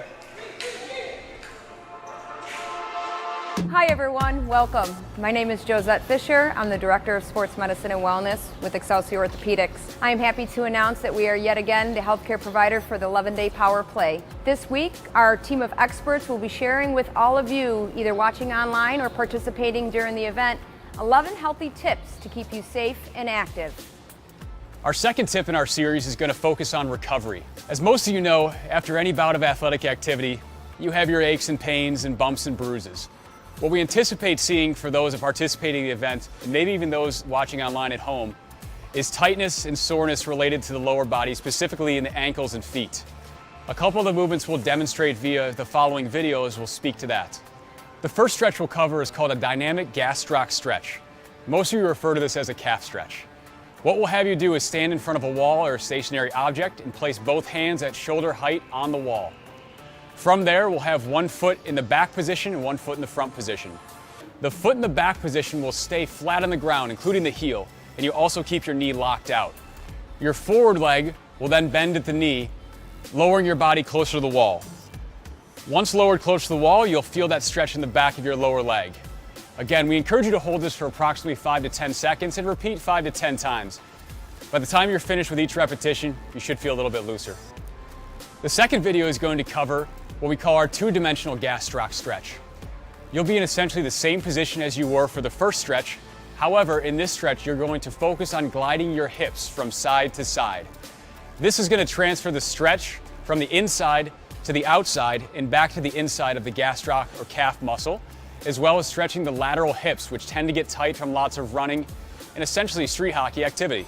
The third stretch or mobility movement we'll show you is called ankle pronation or supination. Some people refer to it as 3D ankle mobility. Again, you'll want to find a stationary object to lean towards, putting both hands at shoulder height. You'll have one foot back, the other leg, you'll bend 90 degrees at the hip and the knee. From here, to start the motion, you'll swing your leg across your body and then back outside. In the video, I'm only doing a couple repetitions. However, we'll encourage you to do 15 to 20 repetitions on each side. The key here is to keep your bottom foot flat. This will help mobilize the ankle properly. You'll also feel a little bit of stretch through your hip, which, as I explained in the previous video, is important for any of our players out here or for anyone at home. Once you get off the couch, it's always important to loosen up as well. Thank you everyone for checking our healthy tip of the day. If you do find yourself in need of orthopedic care, you can find us at excelsiorortho.com or give us a call at 716-250-9999. We'd be happy to serve you.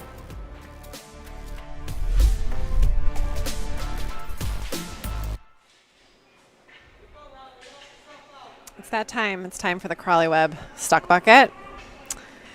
So we'll see if somebody asks me a question. What is your earliest memory of hockey? Well, this clearly is not for me. So clearly, Mike, what is your earliest memory of hockey, and how old were you? Well, I've been playing hockey for 45 years.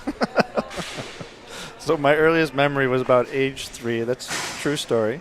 I had a couple of cousins. I come from a large family. My mom was the youngest of 11. So I had all kinds of cousins. They all lived in Buffalo or surrounding area. And I had 2 cousins, Mark and Brian Galushka.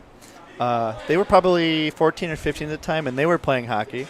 And they kind of took me under their wing and said, Michael's going to play hockey. So one of the first things I can remember about hockey is they built a little rink in their backyard.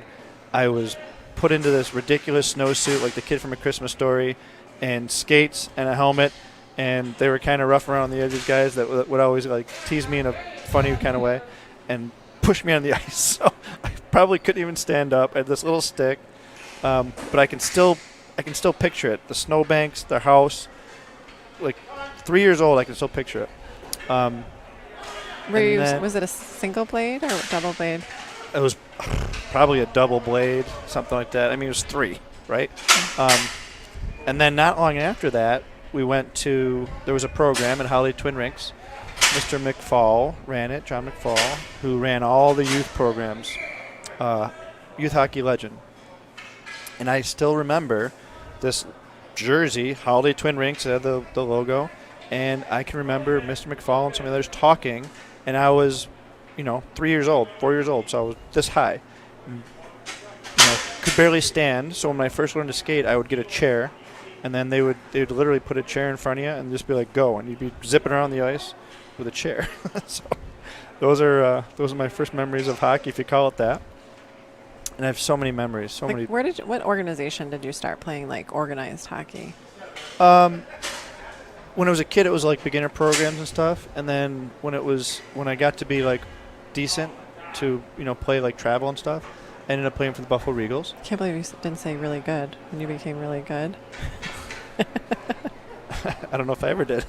So anyway, when I was a kid, we played for the Buffalo Regals. At the time, it was high organization, and we would go Ontario, Michigan all the time, out east all the time. A lot of time in Toronto, Barrie, all these places in southern Ontario, and some of the memories are amazing. Like when I was 12 years old, our son's just a couple years older than that, but we played in the world's biggest hockey tournament in Quebec City, and teams from all over the world come to it. Teams from Russia, Finland, Sweden, now they're Japan, and it was really, really cool. We were represented by the Sabres at the time. I was the captain of the team, which was really cool because I got to do an opening ceremony, drop the puck and all that, and we were wearing Sabres gear. And that was just such a cool thing. We stayed with the French-Canadian family for 2 weeks. Myself, Frank Cravata, who's still a dear friend. Some of these guys are still great friends. We can't have our people coming in from out of town, with what's going on with COVID and all that. But last year, well, let me finish the story first. So Quebec City, that same year we made nationals. It was in Anchorage, Alaska. So we went to Quebec City, best tournament in the world for youth. Same year, won the States, went to Anchorage, Alaska. 12 years old, 13 years old, such a cool thing. And fast forward to now, these same now adults, kids, that I played with when I was 10 years old and 12 years old, last year and the year before, we had a team in the 11-day. So if you recall, we had guys from Aaron came in from Vermont. Aaron played 13 years in the NHL.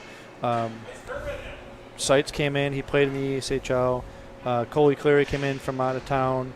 Frank Cravata, Chico Cravata, still lives in town. Lance S., Trevor Locke, Benny Colkin, Chris Boron. I'm sure I'm missing somebody, but we had all these guys. We were, this is Brian Lukowski, Brian Lukowski, Jason Kramer. All these guys played when we were little kids, and we still maintain a friendship, much because of hockey. And now we've come together back, and we've been able to have reunions. Coach Miller, who was our coach, Aaron's dad. It's been, it's kind of wild to think about, but all those great memories at youth hockey have come full circle, and now we're adults, and we're playing in the 11-day. So it's been pretty amazing to think about that we've known each other for so long, and we have this connection through hockey. So this is the question was, and it was supposed to be for you. So let's think about this. It was, what is your earliest memory of hockey? So I'm going to ask that to you. Obviously, you know hockey in general, but when did hockey become a factor in your life? Or a significant portion of it? Well, I think everyone knows the answer to that. That's when I met you. I think you took me to my first Sabres game. I grew up in a family where everybody played basketball. I played basketball in college. My brothers played basketball. Hockey was I never learned how to ice skate, although we run an event that is all about ice skating and hockey. So it's a sport that I've grown to love. I think when we were first married and you played in these, bar leagues at night, it took me a while to understand. When I come home at 2 o'clock in the morning with a broken foot. When you had work in the morning early and you were out till midnight, 1 o'clock in the morning playing hockey, I never understood why would you do that? Yeah. But I guess the camaraderie. Yep. With the teams that we have coming in, I think they most look forward to being with their buds. Yeah. And their gals. I have a memory of that. If you remember, we had a out-of-town tournament in Rochester, and you and one of your friends came with us, and that was the first time you saw, because I'd leave for hockey, and then I'd come back, and it was like, yeah, whatever. But you saw the interaction between all of us, like at a tournament, we go out for beers afterwards and food, and all that interaction you never really saw the firsthand. Do you remember this in Rochester? Yeah. I think that was an aha moment for you because Well, the drinking in the parking lot, that was kind of weird. I never did that before. I was more talking about the camaraderie. Of the tailgating. The guys coming. It's part of it. Yeah. Yeah, we've taken that to a new level. You know, there's grills out in the parking lot, and you know, now it's like marinated lamb chops instead of hot dogs. Well, and so was it Thanksgiving that you were in East Aurora rink? You went to East Aurora. Yeah. And we do every year now. You sent me a myself picture of what you guys were cooking up, and I was like, well, that looks better than Thanksgiving dinner. You know what? Hockey's part of it. The friendship, camaraderie is part of it. And all together, it's an amazing experience. And segue back into this event, that's what this is about. It's about coming together, hockey, raising money for a good cause. So that's why it's easy. That's why hockey players are amazing people. They the bond is so strong. And watching these guys, like these guys have been playing, as Tom Nelson told us earlier, he was on with us. These guys have been playing hockey for 30 years. Just pick up Friday nights. Yeah, you know, that's very cool. I mean, I played soccer and basketball, and we were close teammates. But I think hockey is just different. You know, it's just different. Yep. And your equipment smells. Wow. Like really bad. That took me a while to get used to. A long time. And I have to say, when you borrow my car sometimes, because my car is the last one in the driveway, and you forget to take your equipment out, and I go in and I go to do whatever, it smells pretty bad. Wow. But you like that smell, apparently. Back to the hockey question. You first met me, but I mean, okay, so since then. I think the best memory that I have is my son's first hockey goal. You know, as a D. You know, Liam, when you got him into hockey, you came home after like the first practice of an organized team, and you said he wouldn't leave the front of the net. He's going to be a defensive player. And I was like, wow. Well, I was a goalie in soccer, so maybe between the two of us, you played D. I was a goalie. It's all about defense. Our kid is now a huge D, 6'4" and 215 pounds at 16. But I think his first goal, you know, just he was so surprised that it went in, and the look on his face, and then he immediately looked at me in the stands, and it was just the best moment. So I think his first goal, and that was at West Seneca when he played for West Seneca Wings. Yep. I remember. And when he scores, I still get surprised because he's a D. And our daughter Julia played for several years. That was a ton of fun. She played for a town of Tonawanda and West Seneca, and I think the hard part for Juju, we call her Juju, was that the teams, it was very hard to find an all-girls team. And then when they grew up, like she was slightly older than the girls that she was with for a couple years, and then she needed to go off to an older team and leave the girls that she was playing with. Yeah. And it was because there weren't many girls teams at that time. Yep. And she gave it up Yeah. when she was in 8th grade. Well, she didn't give it up. She chose basketball, which is cool. Yeah. I mean, she gave up hockey and she took up basketball, and she's a good hoopster. So coming from a girl who didn't know hockey at all, now you run excuse me? Oh, thanks. We run a hockey event, which is pretty ironic. It's like me running a basketball event. Yeah, it's fun. It took me a little bit to really understand it. The camaraderie, the guys coming in, you know, the smiles on their face with carrying those heavy bags kind of says it all. They got to lug those things around, and they clearly love the sport. Shout out to Mark Kuntz, Queen City Squirrels. Mark's always been a supporter. He's raised a ton of money. Got a great team. These guys have a really cool team. They go every year up to Minnesota for the pond hockey tournament, and it's one of their highlights. They play in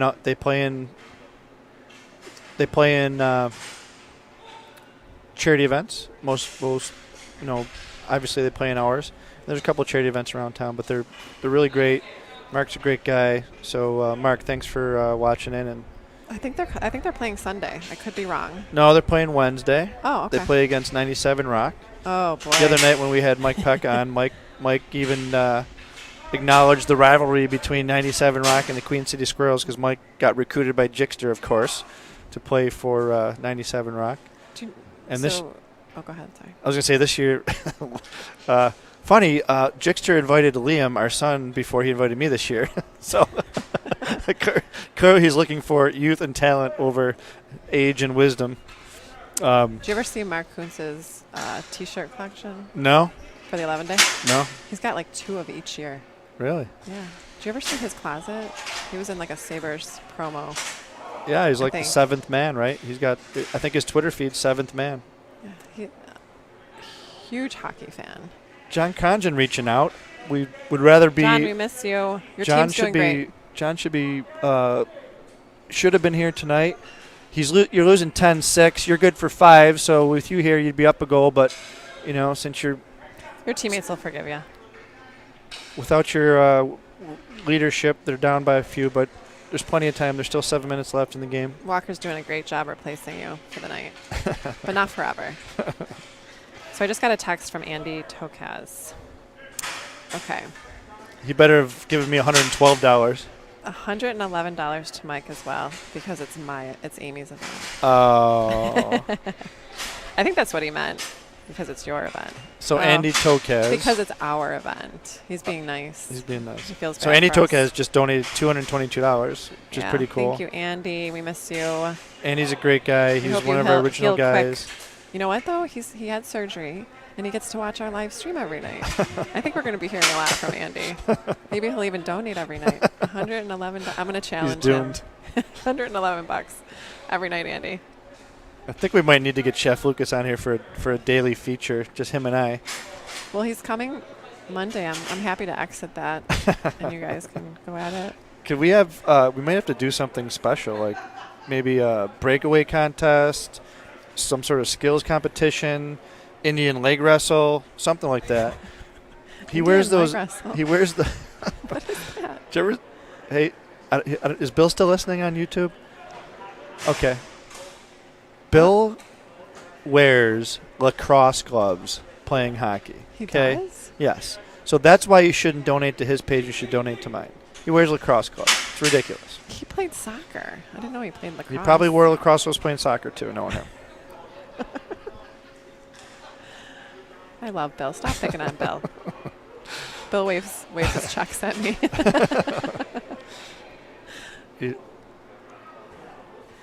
5 minutes left in this game. 10-6. 10-6. Friday night old time hockey over the Lizards. Sponsored by Memory Fox. Both sponsored by Memory Fox. So Memory Fox, we started a partnership with them a couple of years ago. They have an app that, makes it really easy to share stories. So, we do have this app attached to our website where you can actually upload pictures and videos, and it allows us to bank content for social media, for a live stream like this. It's like a clearinghouse, right? Everything goes to one spot. Yeah, and it's super organized, and you can categorize, and it's a local company.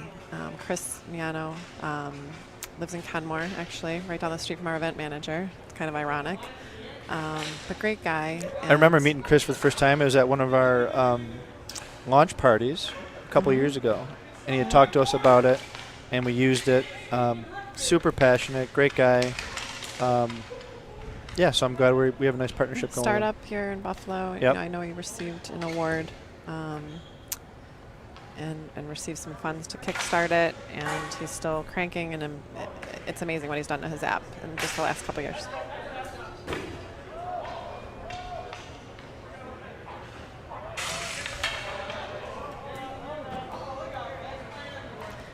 So Memory Fox, you can actually upload videos, pictures, and messages as well. It's just a great app. Is it memoryfox.com? Yes. We'll confirm that. but we'll give him a little These love. guys are cranking out there. It's still the first period. No, he didn't change it. It's actually the end. So of we're the going to game. be talking to Pete Galvin in a little bit. I'm really excited for that interview. Actually, it's memoryfox.io. Gotcha. So check it out. Great for nonprofits, great for organizations that, really want to tell stories. And they're great guys.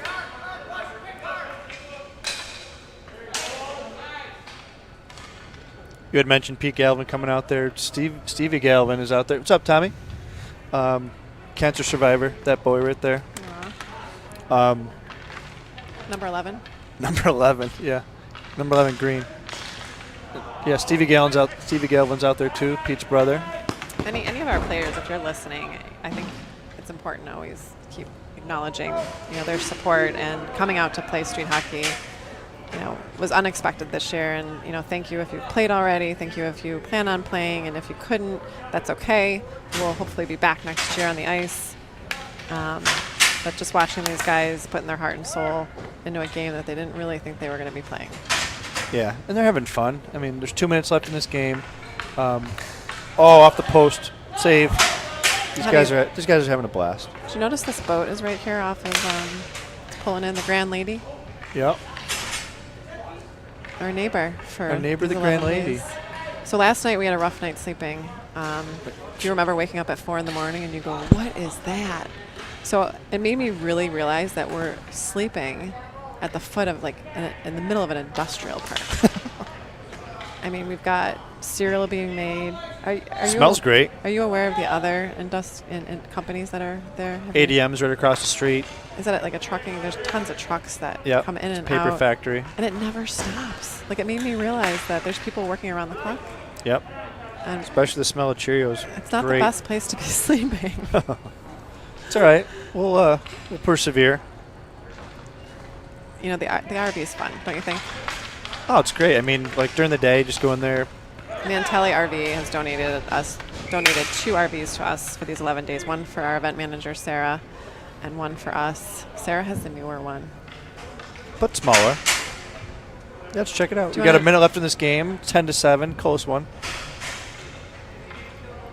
So people were interested in seeing where we were staying for 11 straight days, and we're happy to share that with you now. Okay.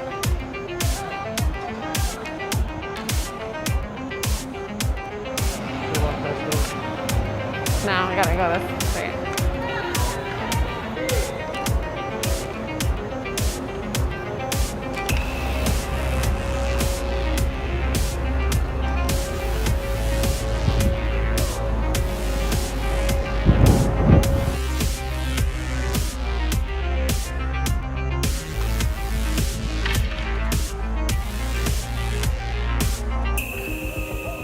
This lovely RV was donated by Mantinelli RV. Thank you so much for supporting us and allowing us somewhere to stay for 11 days.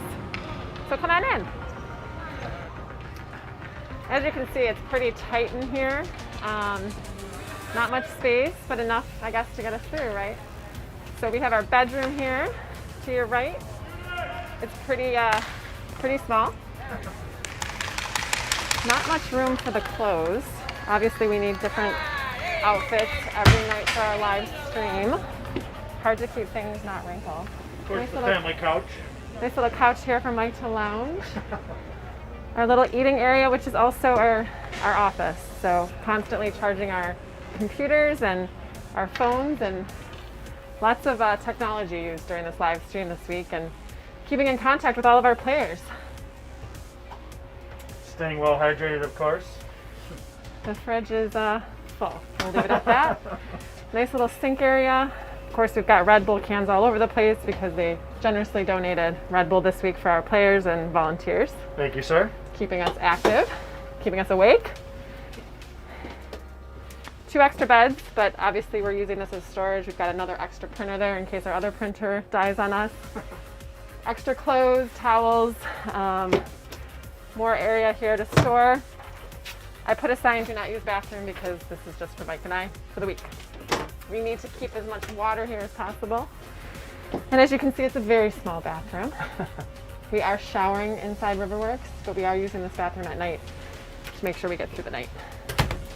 Should have done this earlier.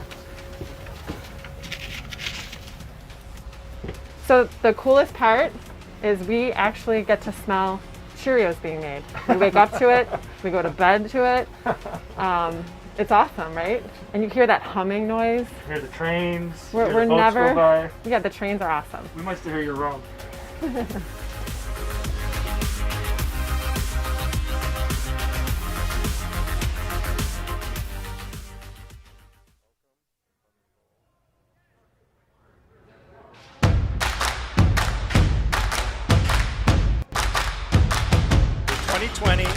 Dubbed the Big Save this year. Thanks for joining us here in our first ever live stream.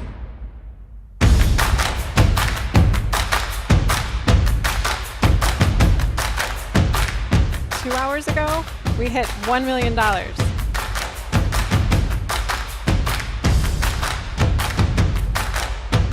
It's a beautiful setting where we are. The sun's going down on another fabulous day. When you see a familiar face, it makes you want to keep playing harder.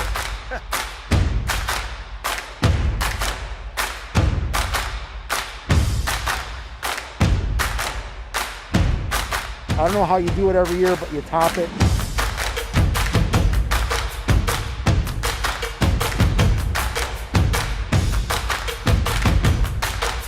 First time playing, and it turns into street hockey. I'm a little worried about it.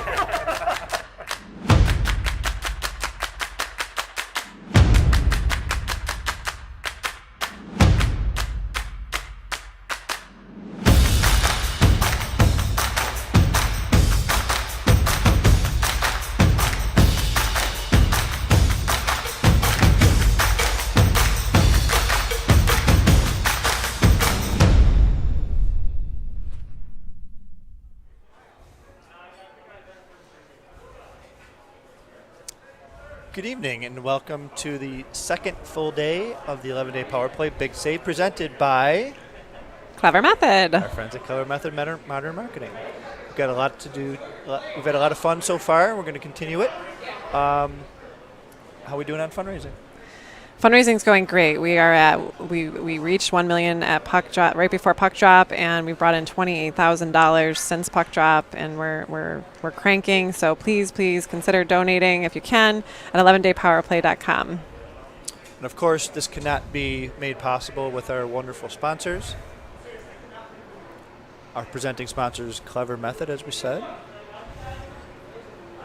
Several Power Play sponsors been with us for the duration, and the overtime sponsors Ad Pro and Thin Man. And the 11-day Power Play supports Roswell Park, Camp Good Days, Make-A-Wish, and the Roswell Park and Oshai Children's Cancer and Blood Disorders Program. We had a really good talk earlier with Lisa Booz from Camp Good Days. Yes, she's awesome. Lisa is so passionate. She's been there for 15 years. And basically said they're going to She's never leaving. She's never leaving. They're going to have to kick her out. And she's super passionate. She watched the video. Every time she watches these types of videos, we see her tear up. She's just, the most poignant thing that I got out of talking to Lisa was she basically said, we are so sad because it's called camp, but it's an all year round thing. Mm-hmm. And they're not able to get donations in. These kids don't pay for anything. The families don't pay for. It's all driven by donations. And because of COVID, they've had almost no donations coming in. So she said that when they saw our numbers going up, mm-hmm. and she was so excited, and she called her staff and said, "We finally put that right on. Put that right on." They basically said we can start programming again because they knew that some money was going to come in. So I thought that was amazing. Yeah, she said when we hit that million, she said to our staff, let's start planning. So, the funds that we raise are so incredibly important, and we need to continue to do what we do, and it just really just kind of reassures us that these funds are used for just amazing, incredible things for people locally in our community. So now we've brought to the set Mr. Paul Sanchez. Hello, Paul. Nice to see you. Sorry to get you in here so quickly. Nice to see you. Did you expect to be on live stream? Yes. Yeah, definitely. So your team this year, what is the name of your team? Buffalo Draft League. Buffalo Draft League. Correct. And this is your first year It's our first year captaining. here. How's Correct. that going? Excellent. Thanks for having us in. You're welcome. Welcome. Thank you very much. Why don't you tell us a little bit about your team, how you guys or girls got together, and just a little bit of background about the team. Buffalo Draft League is a floor hockey league that over at Frank Young Sports Arena over in Orchard Park, and we have like 4 or 5 nights that are a draft league, ages between 25 and up, and it's a draft league that brings players from all different ages into the group, and we have a floor hockey league. Awesome. And is this a group that's played? So it's players from different teams, and it's players basically from 25 years and up, and every session is 15 weeks long, and it's open age, and we do it Monday through Sunday, and it's different age groups all the time. Yeah, my son played there not long ago. So you weren't too disappointed when we had to switch gears? No, not at all. Not at all. I think, I had to Our team is basically set up as ice hockey players, and we decided obviously to go to floor hockey, but we're not we have Denny Schlegel, which was MVP of the world for floor hockey. He's here tonight? He's here tonight playing. Oh my gosh. Definitely. That's awesome. Yeah. Does your team, obviously everyone's touched by cancer, but is there someone in particular that you guys are playing for? Is one of our causes closer to your heart as far as what we support in our community? I think every player on our team has somebody that they're playing for. Based on, we have 18 players, and everybody has somebody that they decided to donate the season to that really decided to put along as far as the dollar amount to go to Roswell this year, and it was like a great thing for them. What are you guys at fundraising? I think we did over 8,000. Wow. First year. Your first year. First year. It's awesome. So I guarantee you next year we'll be over 10,000. That's awesome. I guarantee you. That's awesome. Well, for the first year, that's really amazing. What are you guys looking forward to tonight? Just having a good time, and we were basically so excited to play in this. There was so many guys in our league that wanted to get into this, and we have 18 players here tonight that are just for a great cause, and we can't wait to play tonight. Yeah, what's funny is the way I can tell what's going to happen with you guys, because you came in, you saw what was going on, you're like, I got to get a team in, which so many people have done, which is awesome. And then you put a team together. Now it's a growing team, and you've got all this other interest. So next year, I'm going to make it a prediction that you get more people, and you take up the whole ice and play each other. And that's really, we encourage that more than anything, because first of all, it's all the same group of people. Everybody knows each other. It's a very level play. Some are going to be better than others, but everybody knows that, and it's a very good way to do it. Definitely. Tonight we're playing against the New York State Troopers. Do you guys know each other? And we know each other. Oh, good. You did and know it's each like other? we know the guys that are playing tonight. They play with us. We do a Friday night ice over to Nike base, so it's like such a good thing that we're playing against them. So we know each other, and it's a good time. It's just it's for good cause. I can't believe that's we're awesome, doing this. because we, when we switched gears and the dates changed, we had some teams back out, and you both lost your opponent. Correct. So we just thought, wow, let's match up these teams. We had no idea that you guys knew each other. Oh yeah, I talked to Brandon Conley, and he plays on the State Troopers, and he goes, Paul, are you guys playing for Buffalo Draft League? And I'm like, yeah, we're playing each other, and he plays in the hockey league that we play in, and so it's like, oh, it's perfect. It's perfect situation to play against each other. So it's going to be a good time tonight. That's a great coincidence. Yep, definitely is. So do you, what do you think of the jerseys? I was telling these guys for the last 3 or 4 days that the suspense to see the colors of them, so I can't wait to see them tonight. I'm like really. Have you not seen them? We haven't seen them yet. Since the start of the event? We haven't started the event.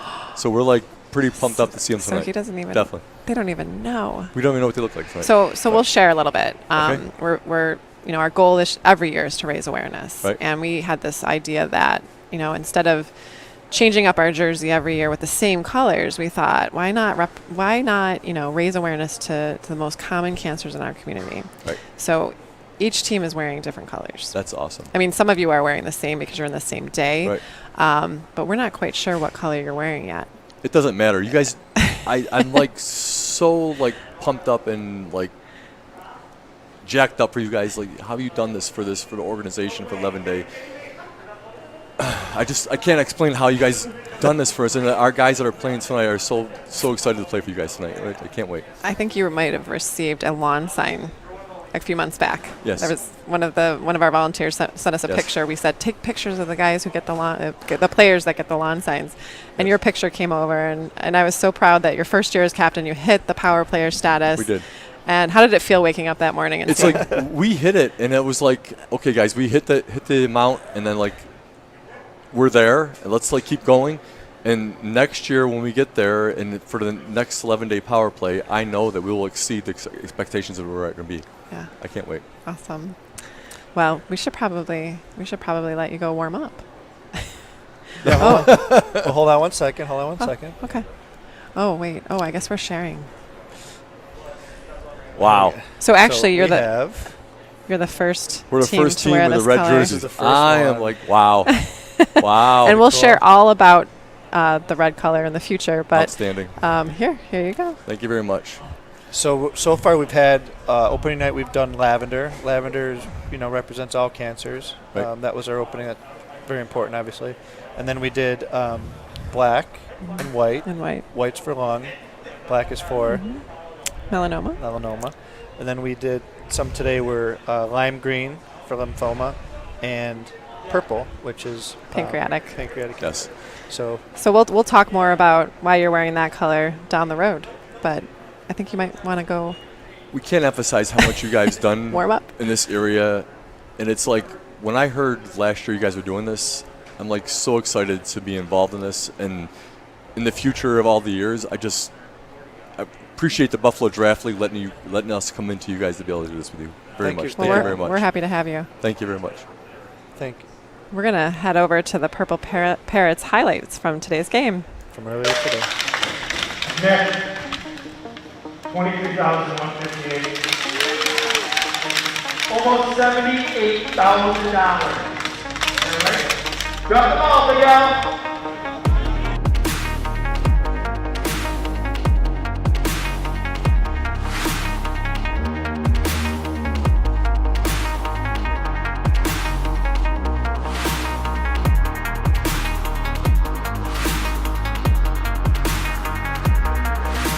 Right now for the Lyme for lymphoma.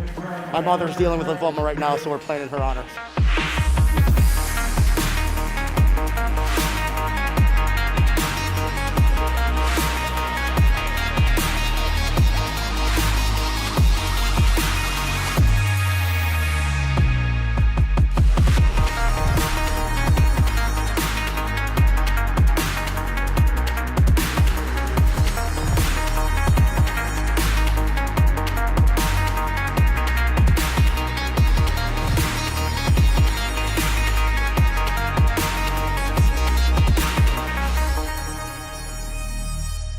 Wonderful electronic invention I want you to see.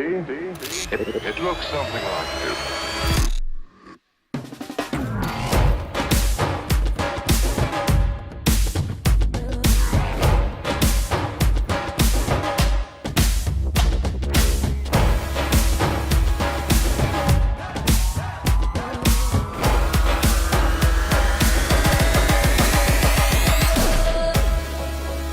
I'm going to run as fast as I can.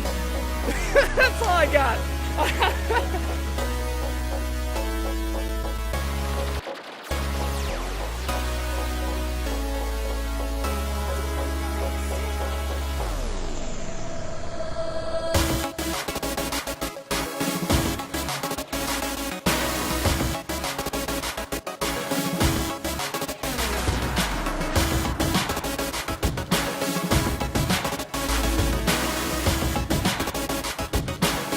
Tough for the fat guys this year.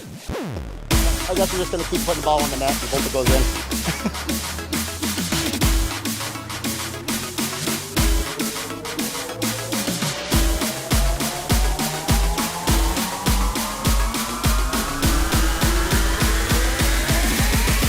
Conditioning is not one of our top things this year.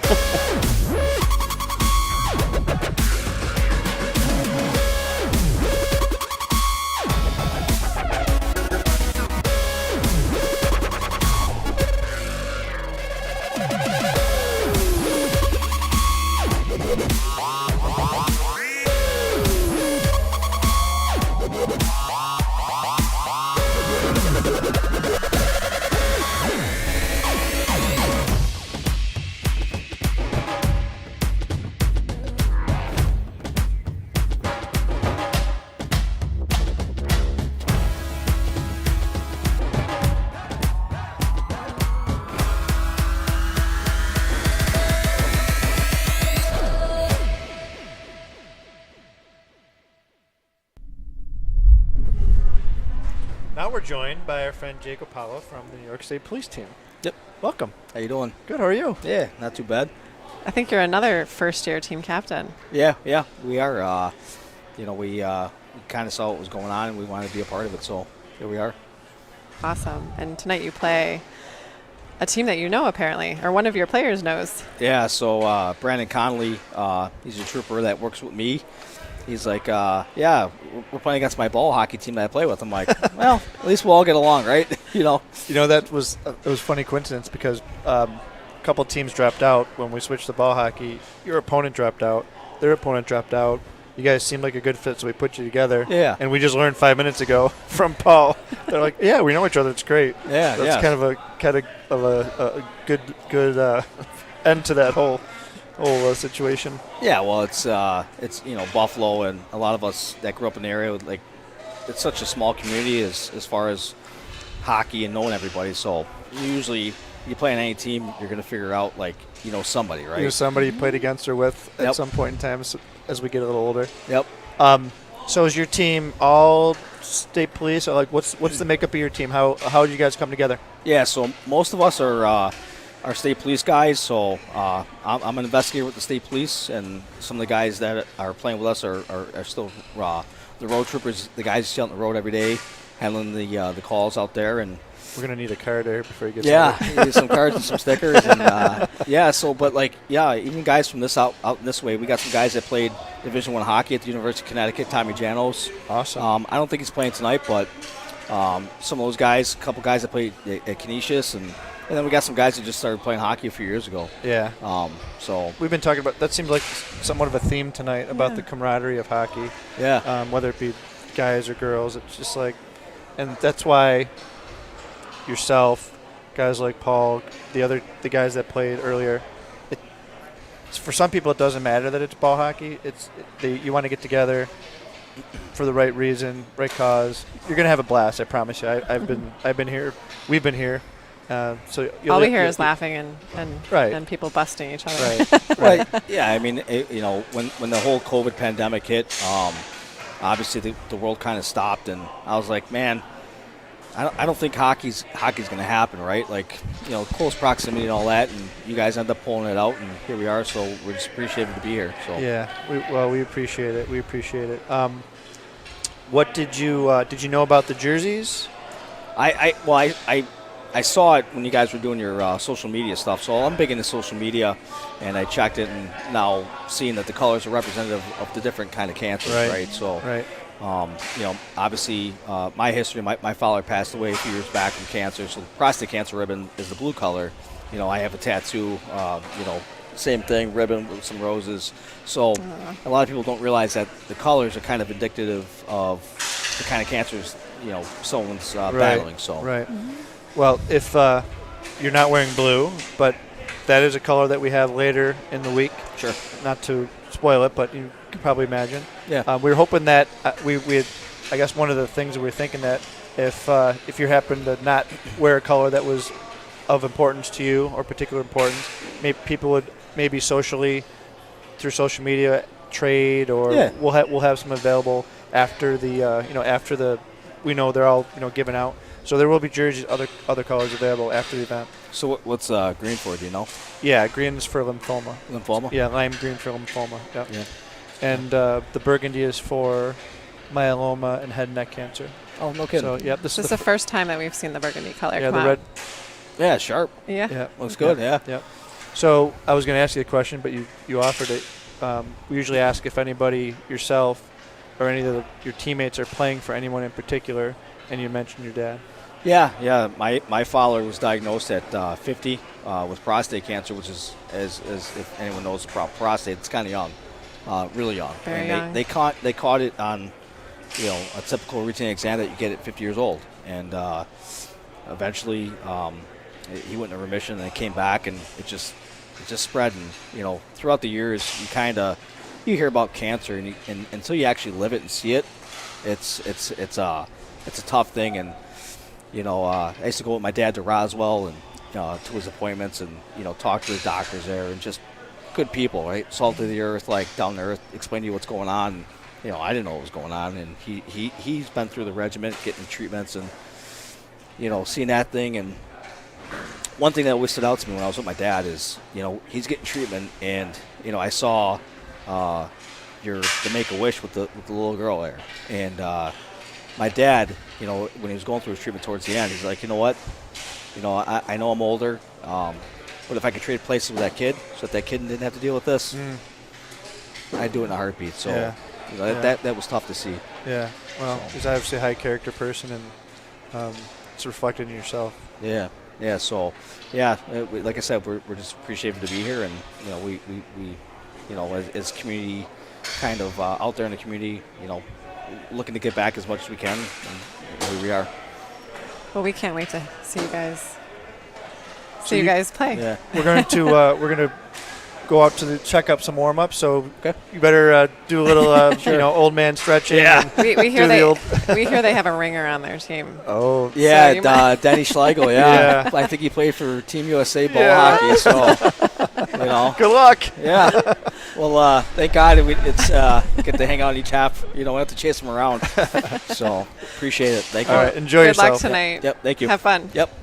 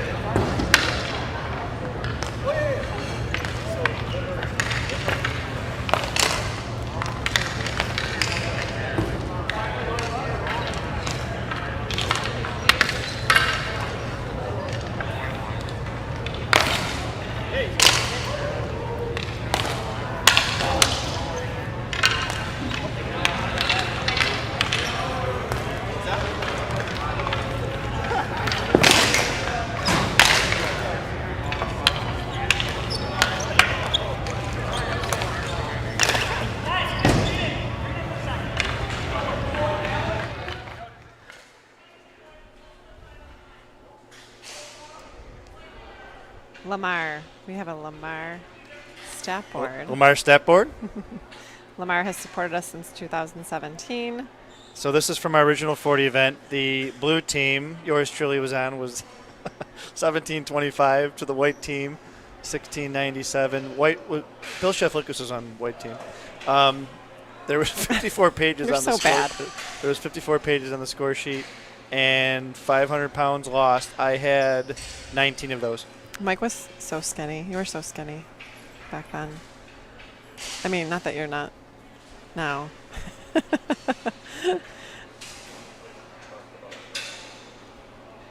So tonight we are raising awareness for pancreatic cancer, a type of cancer that has truly been difficult to treat. I was able to have the opportunity to sit down with Dr. Iyer, who's the co-director of liver and pancreas oncology at Roswell Park, and she had a lot to say.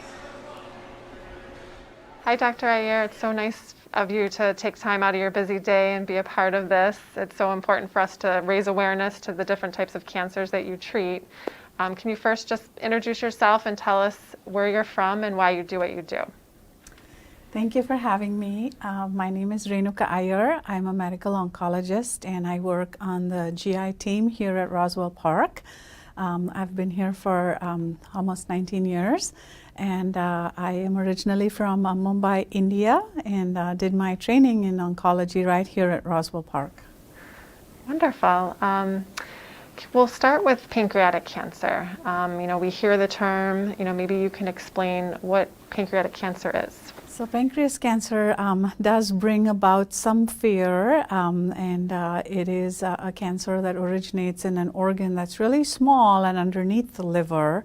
Increasing in incidence, unfortunately, and often diagnosed a little bit late because a lot of the symptoms are so nonspecific that people don't realize. Bloating, weight loss, everyone thinks it's a weight loss program they're on, or that they've been eating better or something.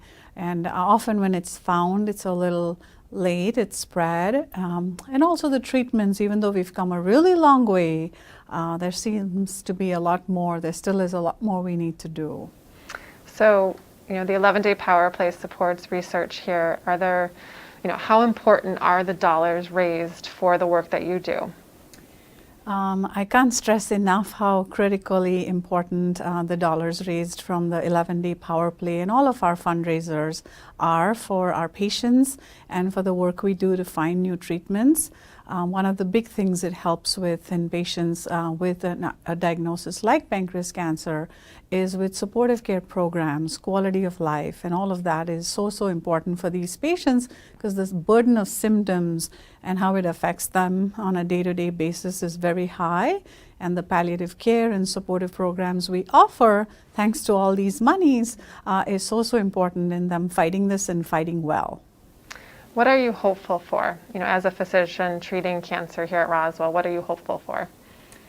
Every day I hope that patients come here and allow us to be part of their care team and add maybe even just small tips on how they can do better with this diagnosis. For many, having a clinical trial ends up being really that big hope, that big bank that gives them a lot better time than they would have had otherwise. And I would like to have more trials available for my patients on an everyday basis with every patient I interact with. I hope that they leave feeling we care and that we did something that made a difference. How many patients do you see per month that are new to you? Every week I see between 6 and 8 new patients and close to 60, 70 follow-up patients. And many have GI cancers like pancreas cancer and liver cancer. And they come from all over the U.S. and maybe beyond?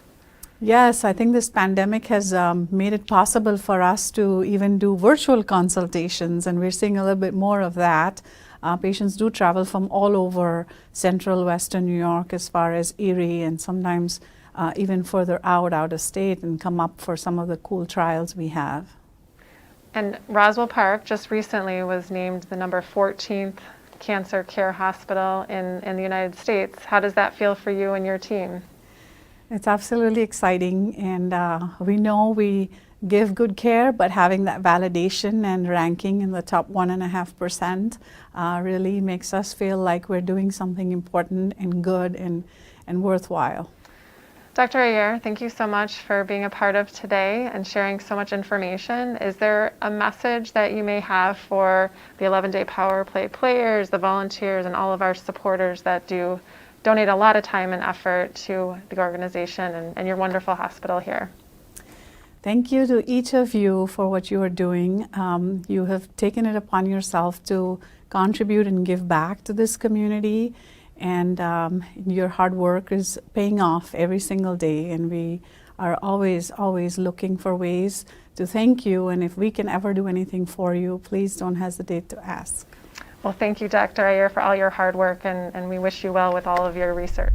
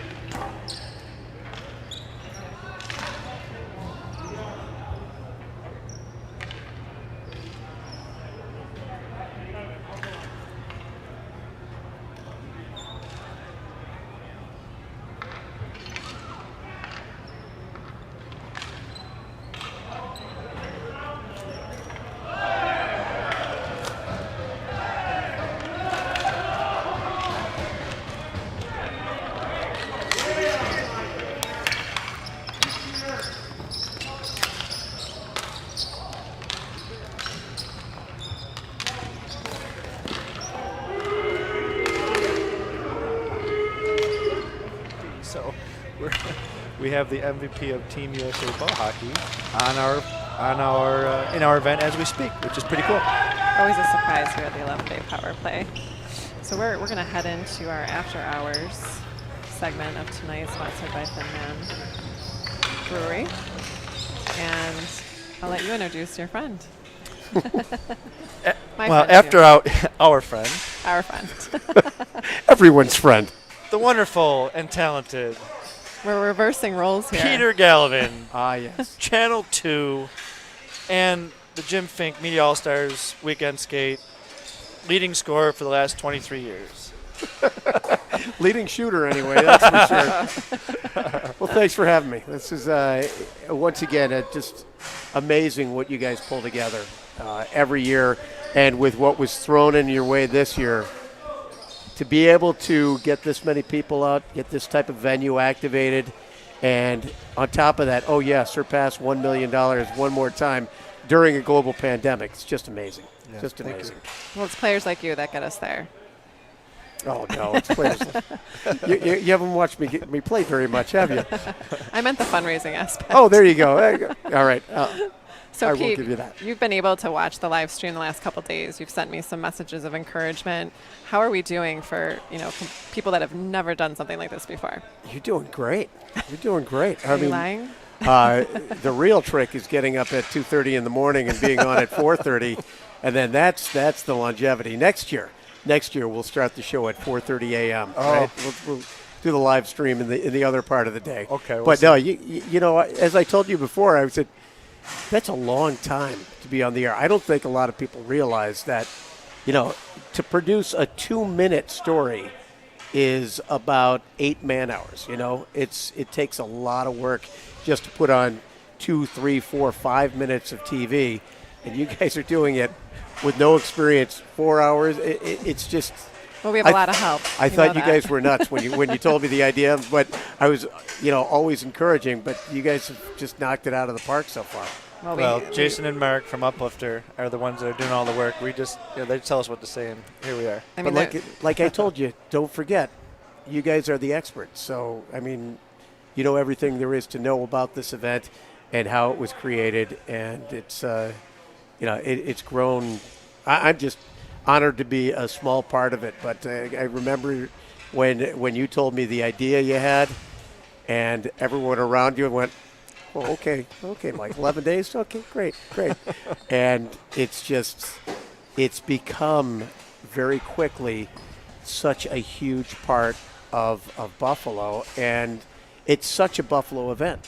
Guys getting together and ladies getting together to play hockey until they drop, and then hydrate with protein shakes and water and that sort of thing. But yeah, it's just an amazing event, and I think the true testament to how great this type of thing is the amount of cash you guys bring in every year. I mean, more than $5 million in 4 years.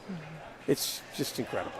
We've got a great community. I mean, it's incredible to see each year. We get new teams return, but then we do whatever we can to add time. We went into the 12th day, but it was still within the 11th, or the 11 days. So we were able to, accommodate, originally 184 teams this year. Yeah. Wow.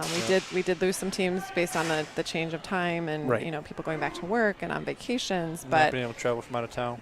And with the red state, the states that were people weren't allowed to come back in without quarantine for 2 weeks. We lost players because of that. Right. But we're grateful for them following those guidelines. Well, and also, it's tough for old guys like us running around out there, the stopping and starting. I mean, you can glide on ice. It was funny. I was talking to one of the guys on the team, Mark Fleetwood, yesterday, and he goes, I was going into the corner really fast, and I was trying to figure out, how am I going to stop? I'm like, run into the board. Stop moving your feet. Then you stop. Because you're so used to being on ice, and it's a whole different game. And it's been a blast, though. I think a lot of people were like, because they were expecting one thing, and once you get to a certain age, you don't really change too easily. But playing yesterday, I can't wait till the next time, our next session on Wednesday. So. And we've seen Steve out here a few times. Your brother Steve. It's a lot of fun to see. And heard him, I'm sure.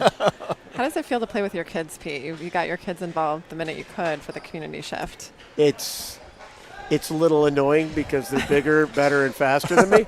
But it's really cool to see. When the fact that not only are they out here playing a sport like hockey with your kids. I mean, Mike, with Liam is fantastic. But the fact that they get it, and right. That's even more important than being able to play a sport with your kid. The fact that they get why it's so important. But the unfortunate side of that is they get it because they've lost all 4 grandparents to cancer. And that's the thing that binds just about everyone in the community. Someone or love has been affected by cancer, and or worst case scenario, taken by cancer.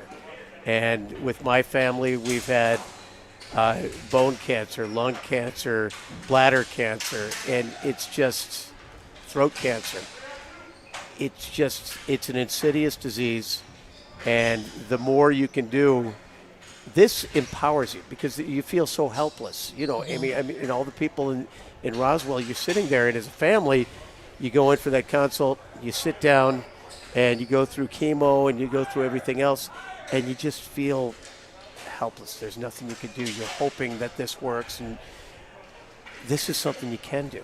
Yeah. This is you can turn a game that you've loved your entire life into something positive, and hopefully help save someone in the future. Yeah. Seeing we've said it before, we get to choose research projects, talk to the researchers and the doctors that are doing it, and hear them say what progress they've made with a particular cancer, or in much of the stuff we've given money to as of late has been immunotherapy, which isn't really one specific cancer, but it has potential for many different cancers. So for us, seeing that every year is really important. We don't just write a check and say, see you next year. It's talking to the doctors, talking to the people, and actually having them, listening to them pitch their scientific, sometimes it's way over our head, but we're sitting in a room. Amy's a part of a committee where we sit in a room, and the scientists are pitching their idea to the other scientists in the room, and they're fighting for funding. Yeah. And I mean, a lot of that is coming from us, and it's really empowering. Yeah. And it's amazing. These are some of the smartest people you'll ever be in a room with. Oh, yeah. Fighting cancer, and we get to help them realize their life's work. Yep. It's pretty crazy. Yeah, no doubt. Smartest people you ever be in a room outside of the locker room on Saturday and Sunday morning. Boy, what a bunch of idiots there are. There are two ends of the spectrum there. But you're right. When you start talking to some of these people that are making a difference and are breaking through in technology and in advancements, and it's mind-boggling that there are people that are that brilliant out there. Mm-hmm. And the fact that they're in our community and in one of the top cancer research institutes, not only in Western New York, but the world. Yeah. It's just, we are so blessed to have Roswell here, to have Camp Good Days. When I was working in Rochester, it was right at the beginning with Gary Mervis and the Teddy Project. Teddy was his daughter who passed away of cancer. And just going out Camp Good Days and seeing the difference it makes, and just a week out of the summer, and these kids that are battling so hard for 51 weeks, they get a chance to be just a kid, and also realize they're not alone. Right. That people all over the place, and then on top of that, you make a wish. There's nothing more heartwarming than when you see a wish granted and what it means to those kids. And now on top of that, with Oshai Children's Hospital, that the facility they've got. The partnership with Roswell, and that is just incredible. The research, the 12th floor and what they're doing, taking the research at Roswell and then partnering with, the amazing doctors at Children's. It's like. We had Andrew Bennett on yesterday talking about it. Yeah, it's fantastic. I mean, my family had frequent flyer miles to the old place on Bryant. And this new Children's Hospital, Oshai, and the connection to the medical campus, it's I don't think a lot of people really have a full appreciation of how special what we have here and what continues to grow here, and the things it gives back from tax dollars and development in our community, but more importantly, what it means to families that are going through, whatever health crisis they're going through. Yep. Yeah, the dollars that we raise, we've talked to many doctors over the last couple of weeks at Roswell, and the seed money, the funds that philanthropists, the money that's raised and donated through the 11 Day, $1 turns into $14 for them. And that whole concept of seed money, a lot of people don't understand that. But watching the Roswell videos and talking to the doctors, they explain it in detail, and it's really great that, $1 million can go really far. Yeah, and it's, we say, I've always said in news that everyone has a story. You talk to, you can find a news story. Charles Kuralt used to do it, go to any town and find an incredible story. Well, you go out on the floor, everyone here has a story. Right. Everyone here has a motivation, a reason they're playing. And, one is more powerful than the last. It's just incredible talking to some of the people and why they give, why they put themselves through slipping and sliding on. This is slippery. How did you get concrete slipperier than ice? I wore my skates. But it's inspiring, and it's just, so often when you're talking about something like cancer, it's such a heavy subject, and it's so serious. But you come here, and it is so uplifting. There's just smiles everywhere, and because it's a community, and there's no stronger community than the hockey community in Western New York. And it's a community coming together to really make a difference. Yep. And you guys pulled that together. You guys are the champions of it. You got that big lasso out, and you brought this all together, and now for the 4th year in a row. I mean, for the community, I can't thank you guys enough. The hours you've put into this, the amount of explaining you've had to do with this one, Amy. We've pivoted a few times. I think that's one of the things, it's so challenging when you don't know what's going to happen tomorrow. Yeah. We watch the numbers, and fortunately in our community, the COVID numbers went down. And when outdoor sports were able to happen, that was like ding, ding, ding. Mike, of course, we both want to do something, but he's thinking street hockey. Right. Reaching out to Riverworks, they've been more than accommodating. They haven't been able to have any events, but having something outside and with all of our safety plan that we've put together, we've been able to really, bring this alive. Yeah, and you think about that 5-6 years ago, we didn't have Harbor Center or Riverworks.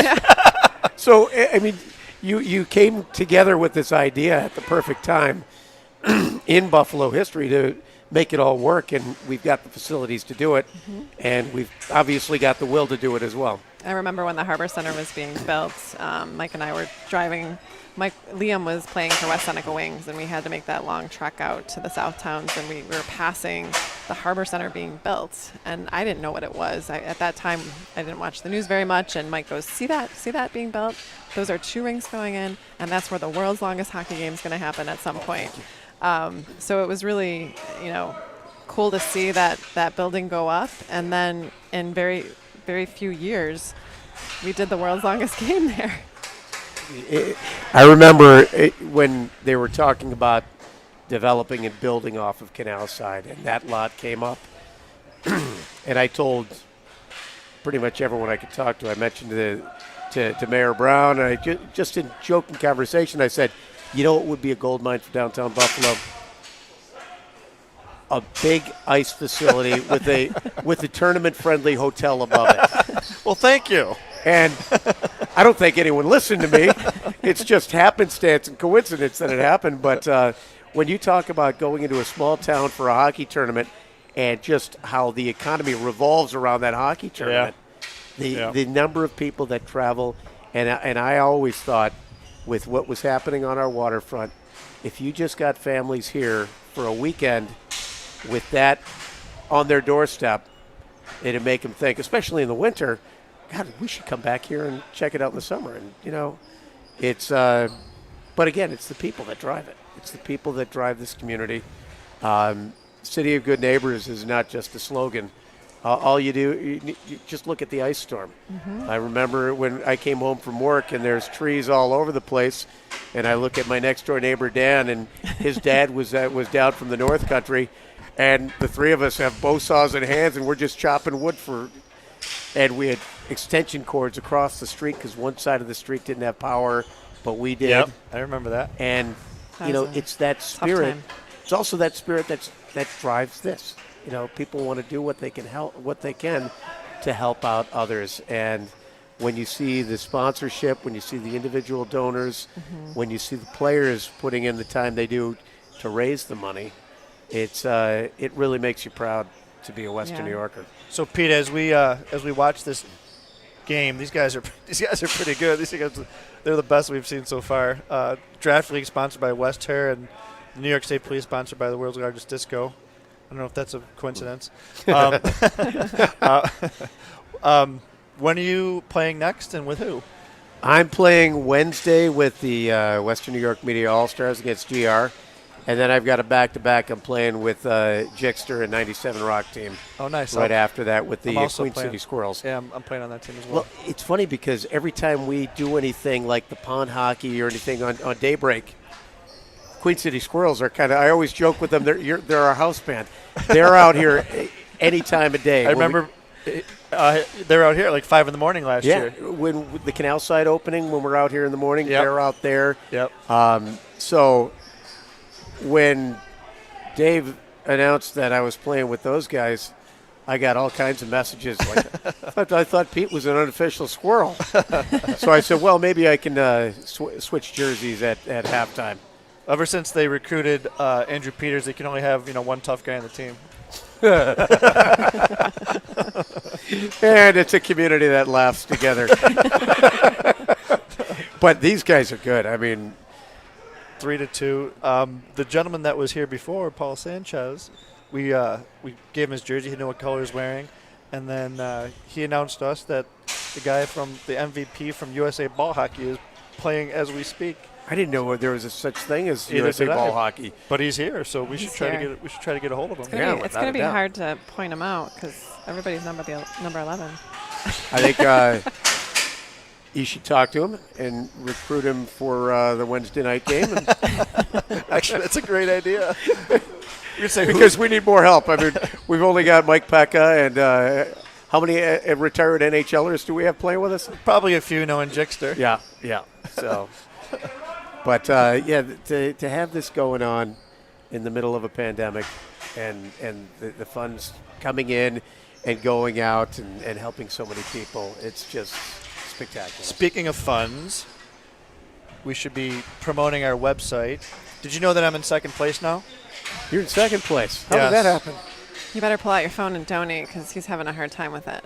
Well, we raised another $1,000 since this interview started. We raised another $1,000, and Bill Chef Lucas, who you know very well, showed up with a couple checks while we were playing earlier today, and he put me like $100 over. He put himself over $100 over me. So then I put out a little promotion of myself on live stream, and get a little advantage here. And Andy Tokaz, being the diplomat that he is, gave us both $111, which really didn't get anybody ahead. Well, it helped the cause. Exactly. So there you go. Cancer got ahead. Yeah, the bragging rights didn't go anywhere, but the. But I don't know. What does Bill Shaflukas does he print money? Because the amount of money he raises for this every year is mind-boggling. So they just surpassed $200,000 in 3 years. In 3 years. Unbelievable. $200,000, including $92,000 this year. Wow. $93,000 now. So they might get to $100,000 this year alone. Mm-hmm. That's just unbelievable. They get super creative. Yeah. Bill's a huge motivator.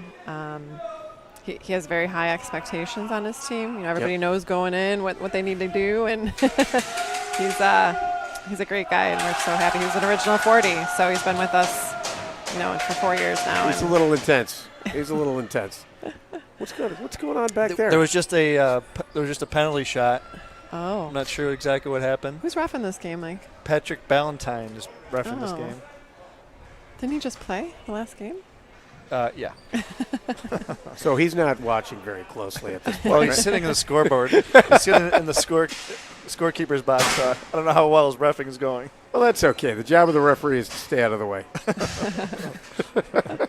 So all my ref friends are saying, okay, well, we're going to remember that. We're going to remember that. So it's 2-3 right now. So it's a close game. Yeah. 16 minutes left in the first period. That's well, our game yesterday morning was pretty close for a while, and that when you're talking an hour and a half worth of hockey, I think we were 11-8. So that's no one was running or moving, so that had something to do with it. But I was pleasantly surprised with how much fun it was. Yeah, I mean, it makes you think back to when you were a kid, and ball hockey is just ball hockey. It's raw. Oh yeah, I don't remember being this sore as a kid, and we'd play like 4 and 5 hours a day. I thought you moved slowly when you walked up on the set. Well, yeah, not as slowly as I was out there. Amy was yelling at me for moving slowly. I know. I grabbed the mic. I was trying to motivate you, Pete. I'm walking to the bench. It's like they say, as soon as you start thinking about retirement, you're retired. As soon as I start thinking about making a change, in my mind, I've already made the change. They were already in play. I could walk. Yeah, I call the it next guy was probably out there already. I call it the daybreak saunter. So what time do you have to get? Are you on tomorrow? No. Well, actually, tomorrow's Saturday. So you're off tomorrow. Yeah, I'm off tomorrow. But sometimes you fill in for people. I'm on Sunday. I'm filling in I never Sunday. know when you're. I mean, during the when we were in lockdown. Yeah. I would see you at like 1 a.m. Yeah, we were all over the place. I'd fill in. Part of it is with so many people working from home, and the first half of the year, no one took a vacation. So now we're getting to the second half. Everyone's trying to get their vacation time, so we're all over the place. I'm filling in on Most Buffalo in the afternoon a lot, and so it keeps life interesting. Doing different shows and different feels. It's kind of fun. The 11 day might have to be on Most. So, Pete, we talked about your two kids playing hockey, and we didn't talk about Sarah and her volunteering. Oh, yes. So we need to, kudos to Sarah for every year. Thank you, Sarah. She volunteers her time multiple times. So. Yeah, and she was, because the demand for volunteers was down this year, obviously, because there's no spectators. So she was all set to go, and so if you need her, she's next door probably eating all my wings. Well, thank you, Sarah. We couldn't do it without all of our volunteers. Yeah, the number of people that you bring together, it's just astounding. Pete, thanks for doing this, man. It's really, we see each other all the time, obviously, but we're neighbors. Yeah, we're neighbors, and we like to be social as it is. So it's good to see you. Thanks for doing this. We're gonna do we're gonna look at some highlights from the Greenfield Grinders that played a little bit earlier today. Speaking of fathers and sons, they had a bunch of fathers and sons playing. So thanks a lot, man, and we'll see you at by the Wings. Yeah, absolutely. If you need me back, just give me a shout. This is fun. And give to Mike's fund. Because 11daypowerplay.com. Yeah, just give to both him and Bill.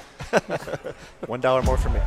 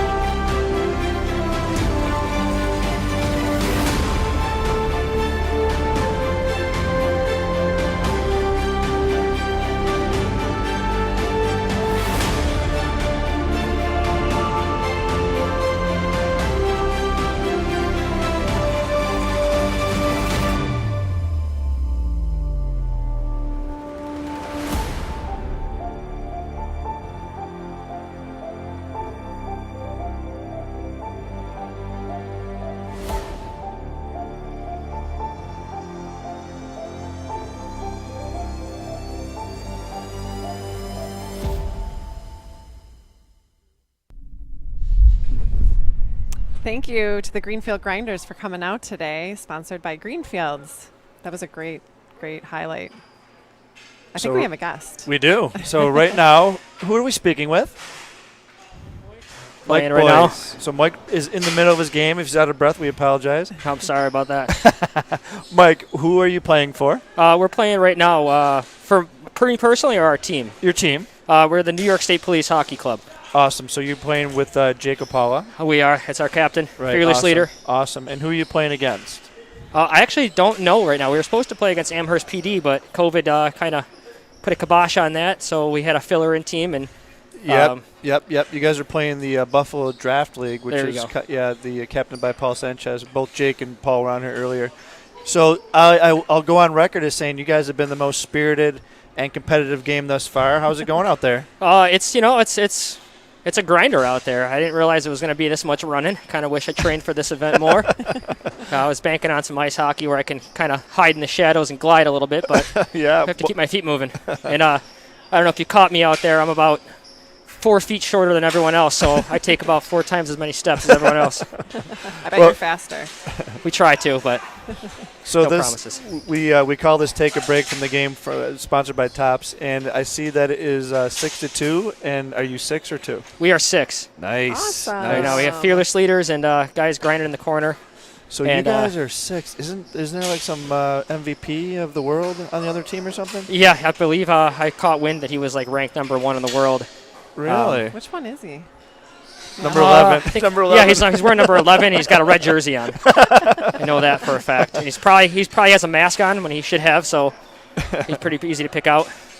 How important is playing in the event? You know, we support Roswell Park, Make-A-Wish, Camp Good Days, and the Oshai Children's. Is there a beneficiary that you have a closer feeling towards? Yeah, I mean, I'm absolutely stoked to play in this event. It's my first time. I wish I would have played in the first one. Obviously, my work schedule didn't work out with that. But I am playing for my grandfather. He's beat lymphoma, I think, more times than more years I've been alive. I think he's realistically, he's beat it about 10 or 11 times. So he is an absolute warrior. And I'm actually recently playing for my uncle. He was just diagnosed, I believe, prostate cancer. So it's kind of nice to play in their honor. Hopefully they're tuning in and maybe they get a little view time on here. Mike, I'm not sure if you're aware of this, but lime green is representative of lymphoma. Well, that's just meant to be then, I guess. That's pretty cool sign. I'm not going to lie. I was kind of taken aback by that comment. So we actually have the most common cancers represented over the course of the 11-day, and it just so happens that out of sheer coincidence, you've gotten to play for lymphoma, which is kind of a very, very fitting. That's absolutely. That's a great little story. I'm not going to lie. Well, I'll let you get back to the game. Amy, got anything else for Michael? Michael, thank you so much. I hope you had fun, and we'll see you next year on the ice. Thank you. Absolutely. I appreciate it. All right, see you, brother. Thank you. Have a great night. Have fun. fun. Thank you. Bye-bye. And I think we're going to go to a interview with Matt Gilbert that we did earlier. Oh.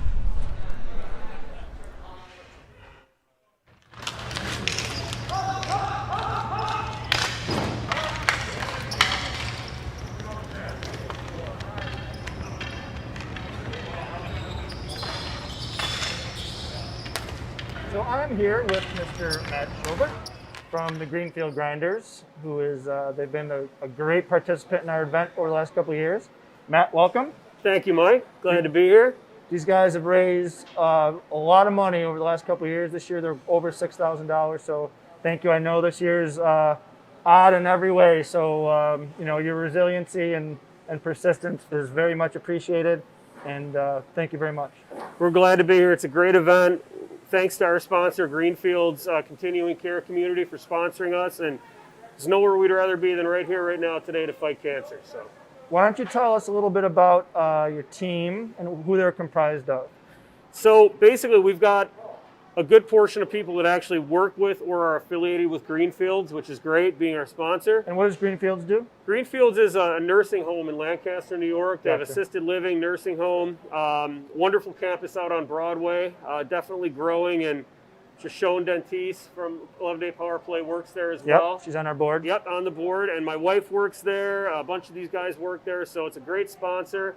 They've been involved in this from the get-go, and without their support, we wouldn't be here today. So I interrupted you. You were saying that the team is comprised of a lot of people that are actually... So we've got some employees of Greenfields. We've got some friends of mine, some hockey acquaintances, some people that I coach my son's hockey team with. So it's a pretty good mix of people. As you guys were walking in, I noticed there was a lot of younger kids too. Yeah. And that's really cool. That's really what Amy and I are really proud of about the event is it's not just 30 and 40-year-old guys playing. Yesterday we had a group of girls play, and we had an older group play before that. So it's really awesome to see different people, male, female, young, old, and you guys are a good mix. And it seems like everybody's got a smile on their face, and they look like they're about to have a lot of fun. My son is playing in his first one. He's 12 years old. We've got pretty much the age of probably 11 right up to probably in the 50s, to be honest with you. So it's a good group. That's awesome. That's awesome. Yeah. How long have you known about the power play, and how have you gotten from not being involved to now having being a captain over the last couple of years? Just talk about that. I'll never forget when you guys first started it in 2017 with the original 40. I remember following it. I knew a couple guys, Todd Anderson I've known for a long time. Yep. Wanted to be in that one, definitely wanted to be in 2018, and this is our third consecutive. Like I said, I think it's a great event. I've been a lifelong hockey player, coach, fan, and it means a lot to me. My oldest son played the last 3 years. He's now in the U.S. Marine, so he can't play today. So my young son is jumping in to take his spot. Awesome. So, Awesome. So you've been a captain.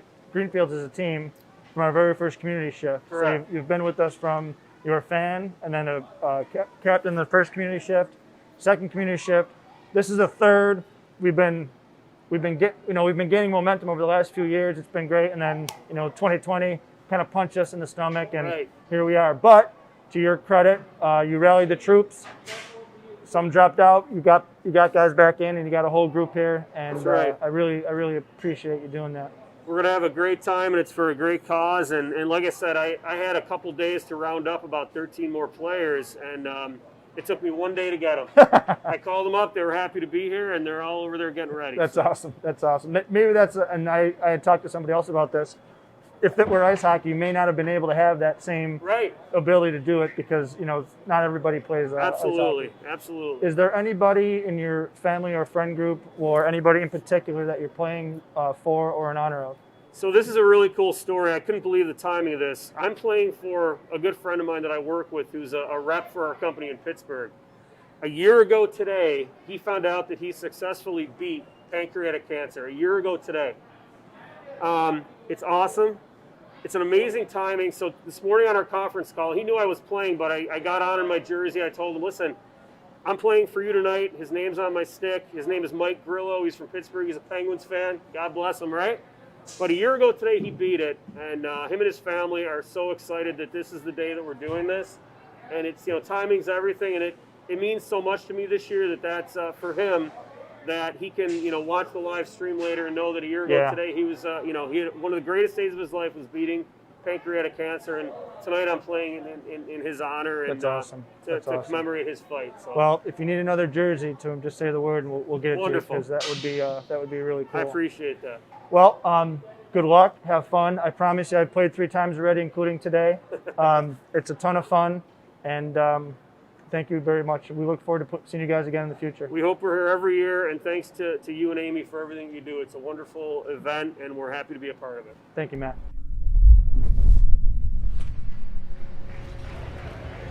Yeah, one more.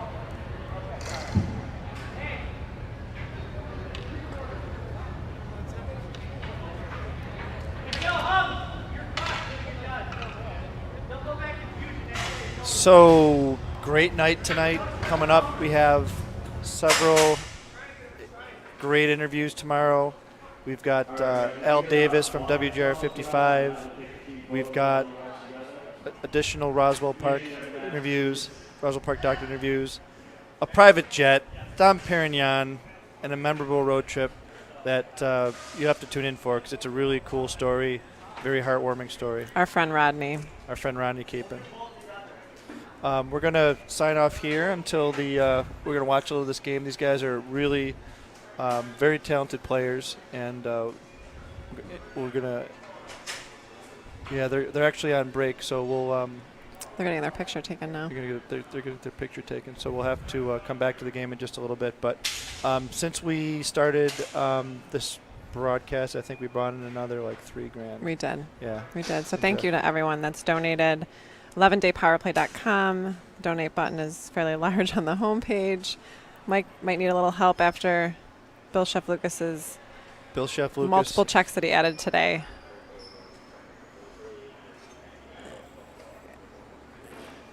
Yeah, so Bill Chef Lucas, I tease about him, and his one of his great teammates, Greg Belliati, they are closing in on $100,000 this year. They surpassed $200,000 over 3 years, which is crazy. But these guys are super passionate, great guys, just salt of the earth people, and we couldn't be. A lot of fun. They have so much fun. Yeah, exactly. Everything they do is fun. This is what this is about. Getting together, having fun, and doing it for a cause.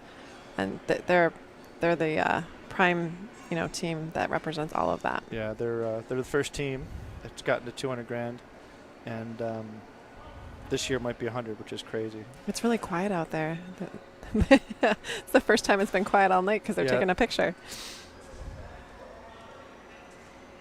Yes. So these guys, this is the first crew that I've seen that, like, whatever a legit ball hockey team looks like, these guys are it, because they've got different gloves. They've got some shin pads that I've never seen, and they're sliding all over the place. There's definitely some special shoes going on. These guys are not messing around.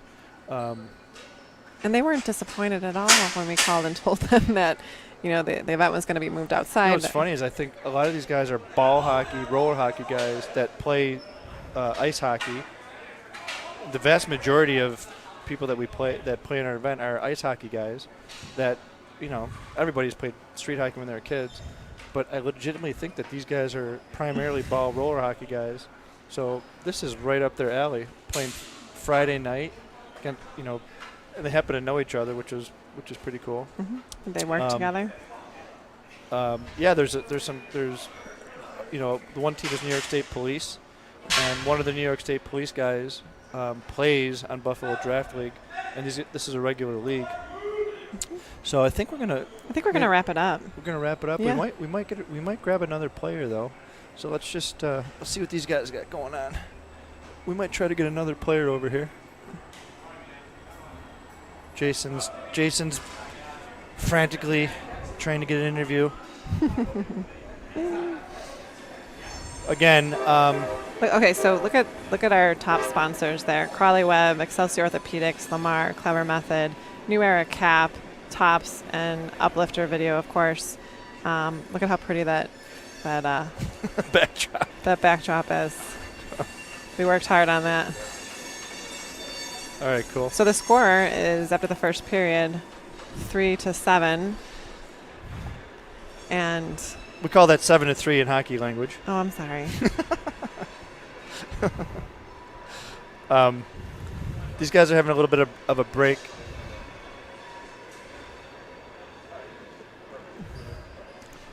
We have just a little bit of a break from the game, and Nate. There's a gentleman. Yeah, we grabbed one of the players, and he's going to come up and have a little talk with us.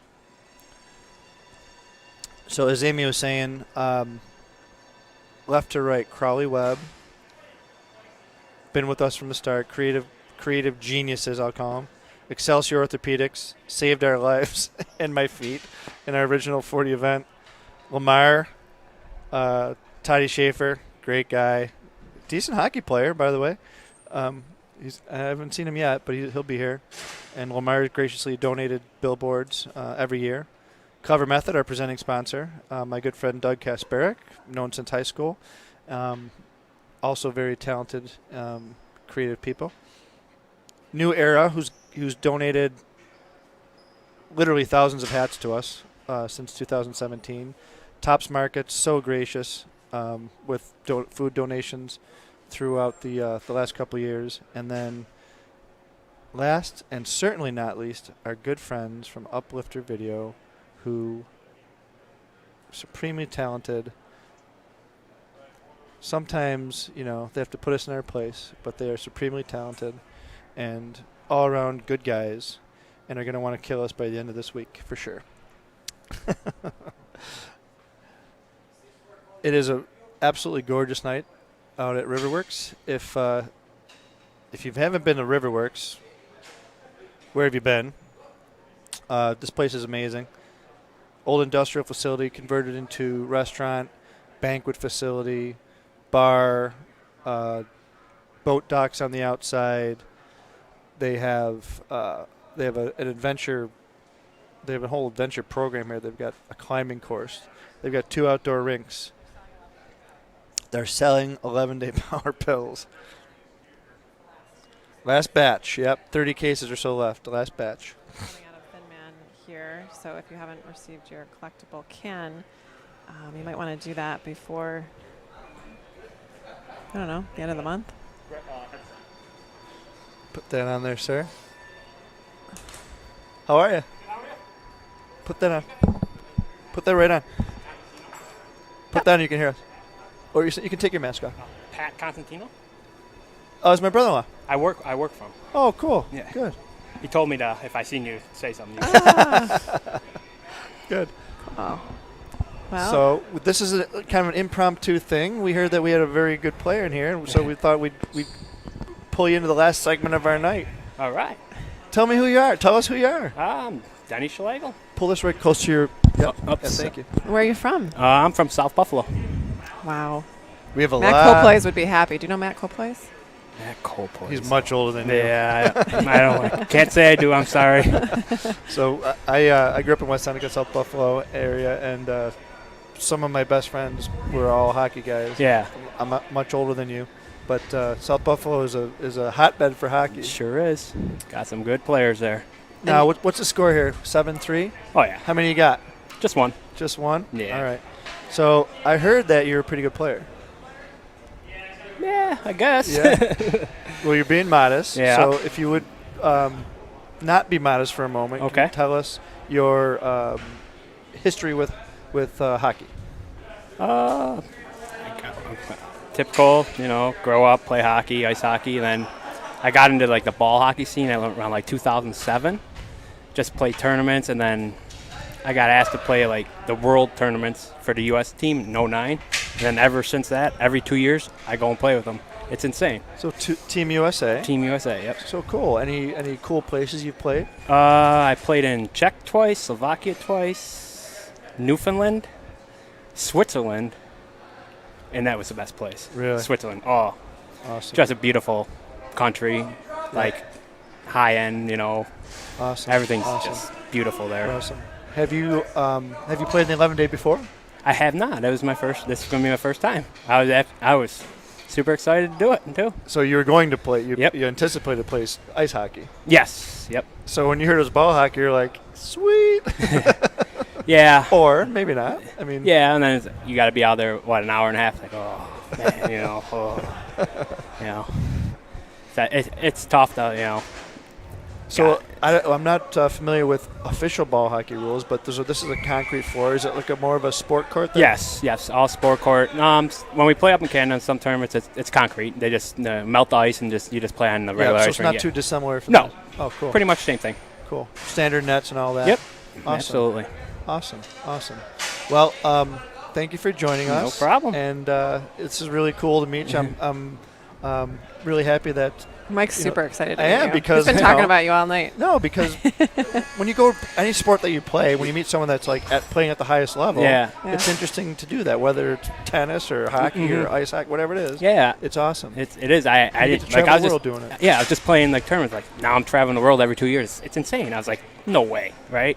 What do you do really well at? Are you a goal scorer? I'm a goal scorer. Yeah. Okay. And if you want me to be modest, in 2009, I led the team and led the tournament in scoring, got most valuable forward. 2011, led the tournament scoring. 13, I was hurt. I had a concussion when I went and shouldn't have even probably played. 15, we best placement we ever had. We lost overtime in a gold medal game. Awesome. And I led the tournament scoring that. Got like MVP and stuff like that. It was crazy. Unbelievable. And Who did you lose the gold medal game to? Slovakia. Really? And they won it the last 3 years. They Really? are a juggernaut. They're unbelievable. Really? It's unreal. Yeah. They take it's nothing like here.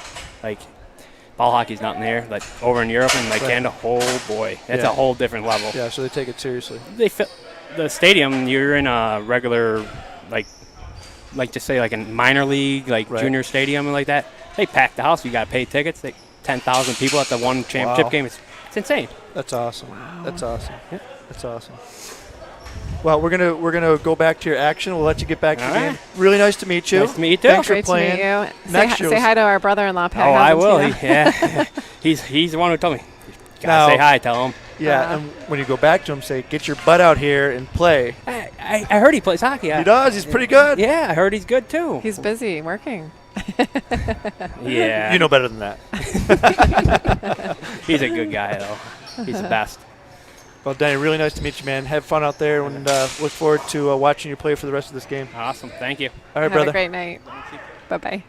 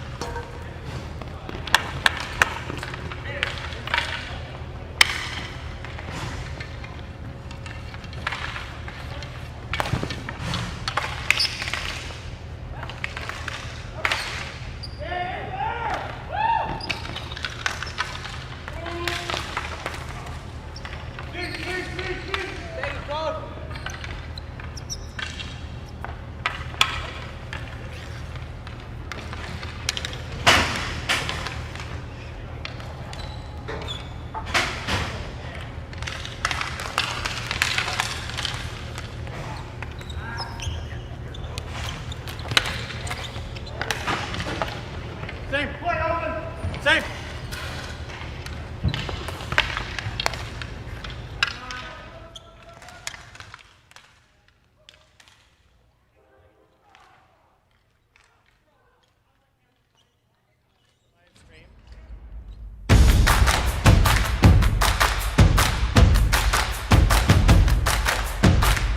Two hours ago, we hit $1 million.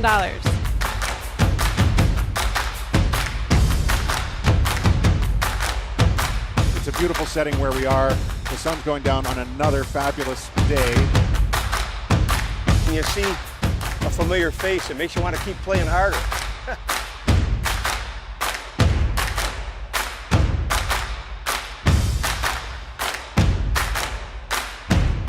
I don't know how you do it every year, but you top it.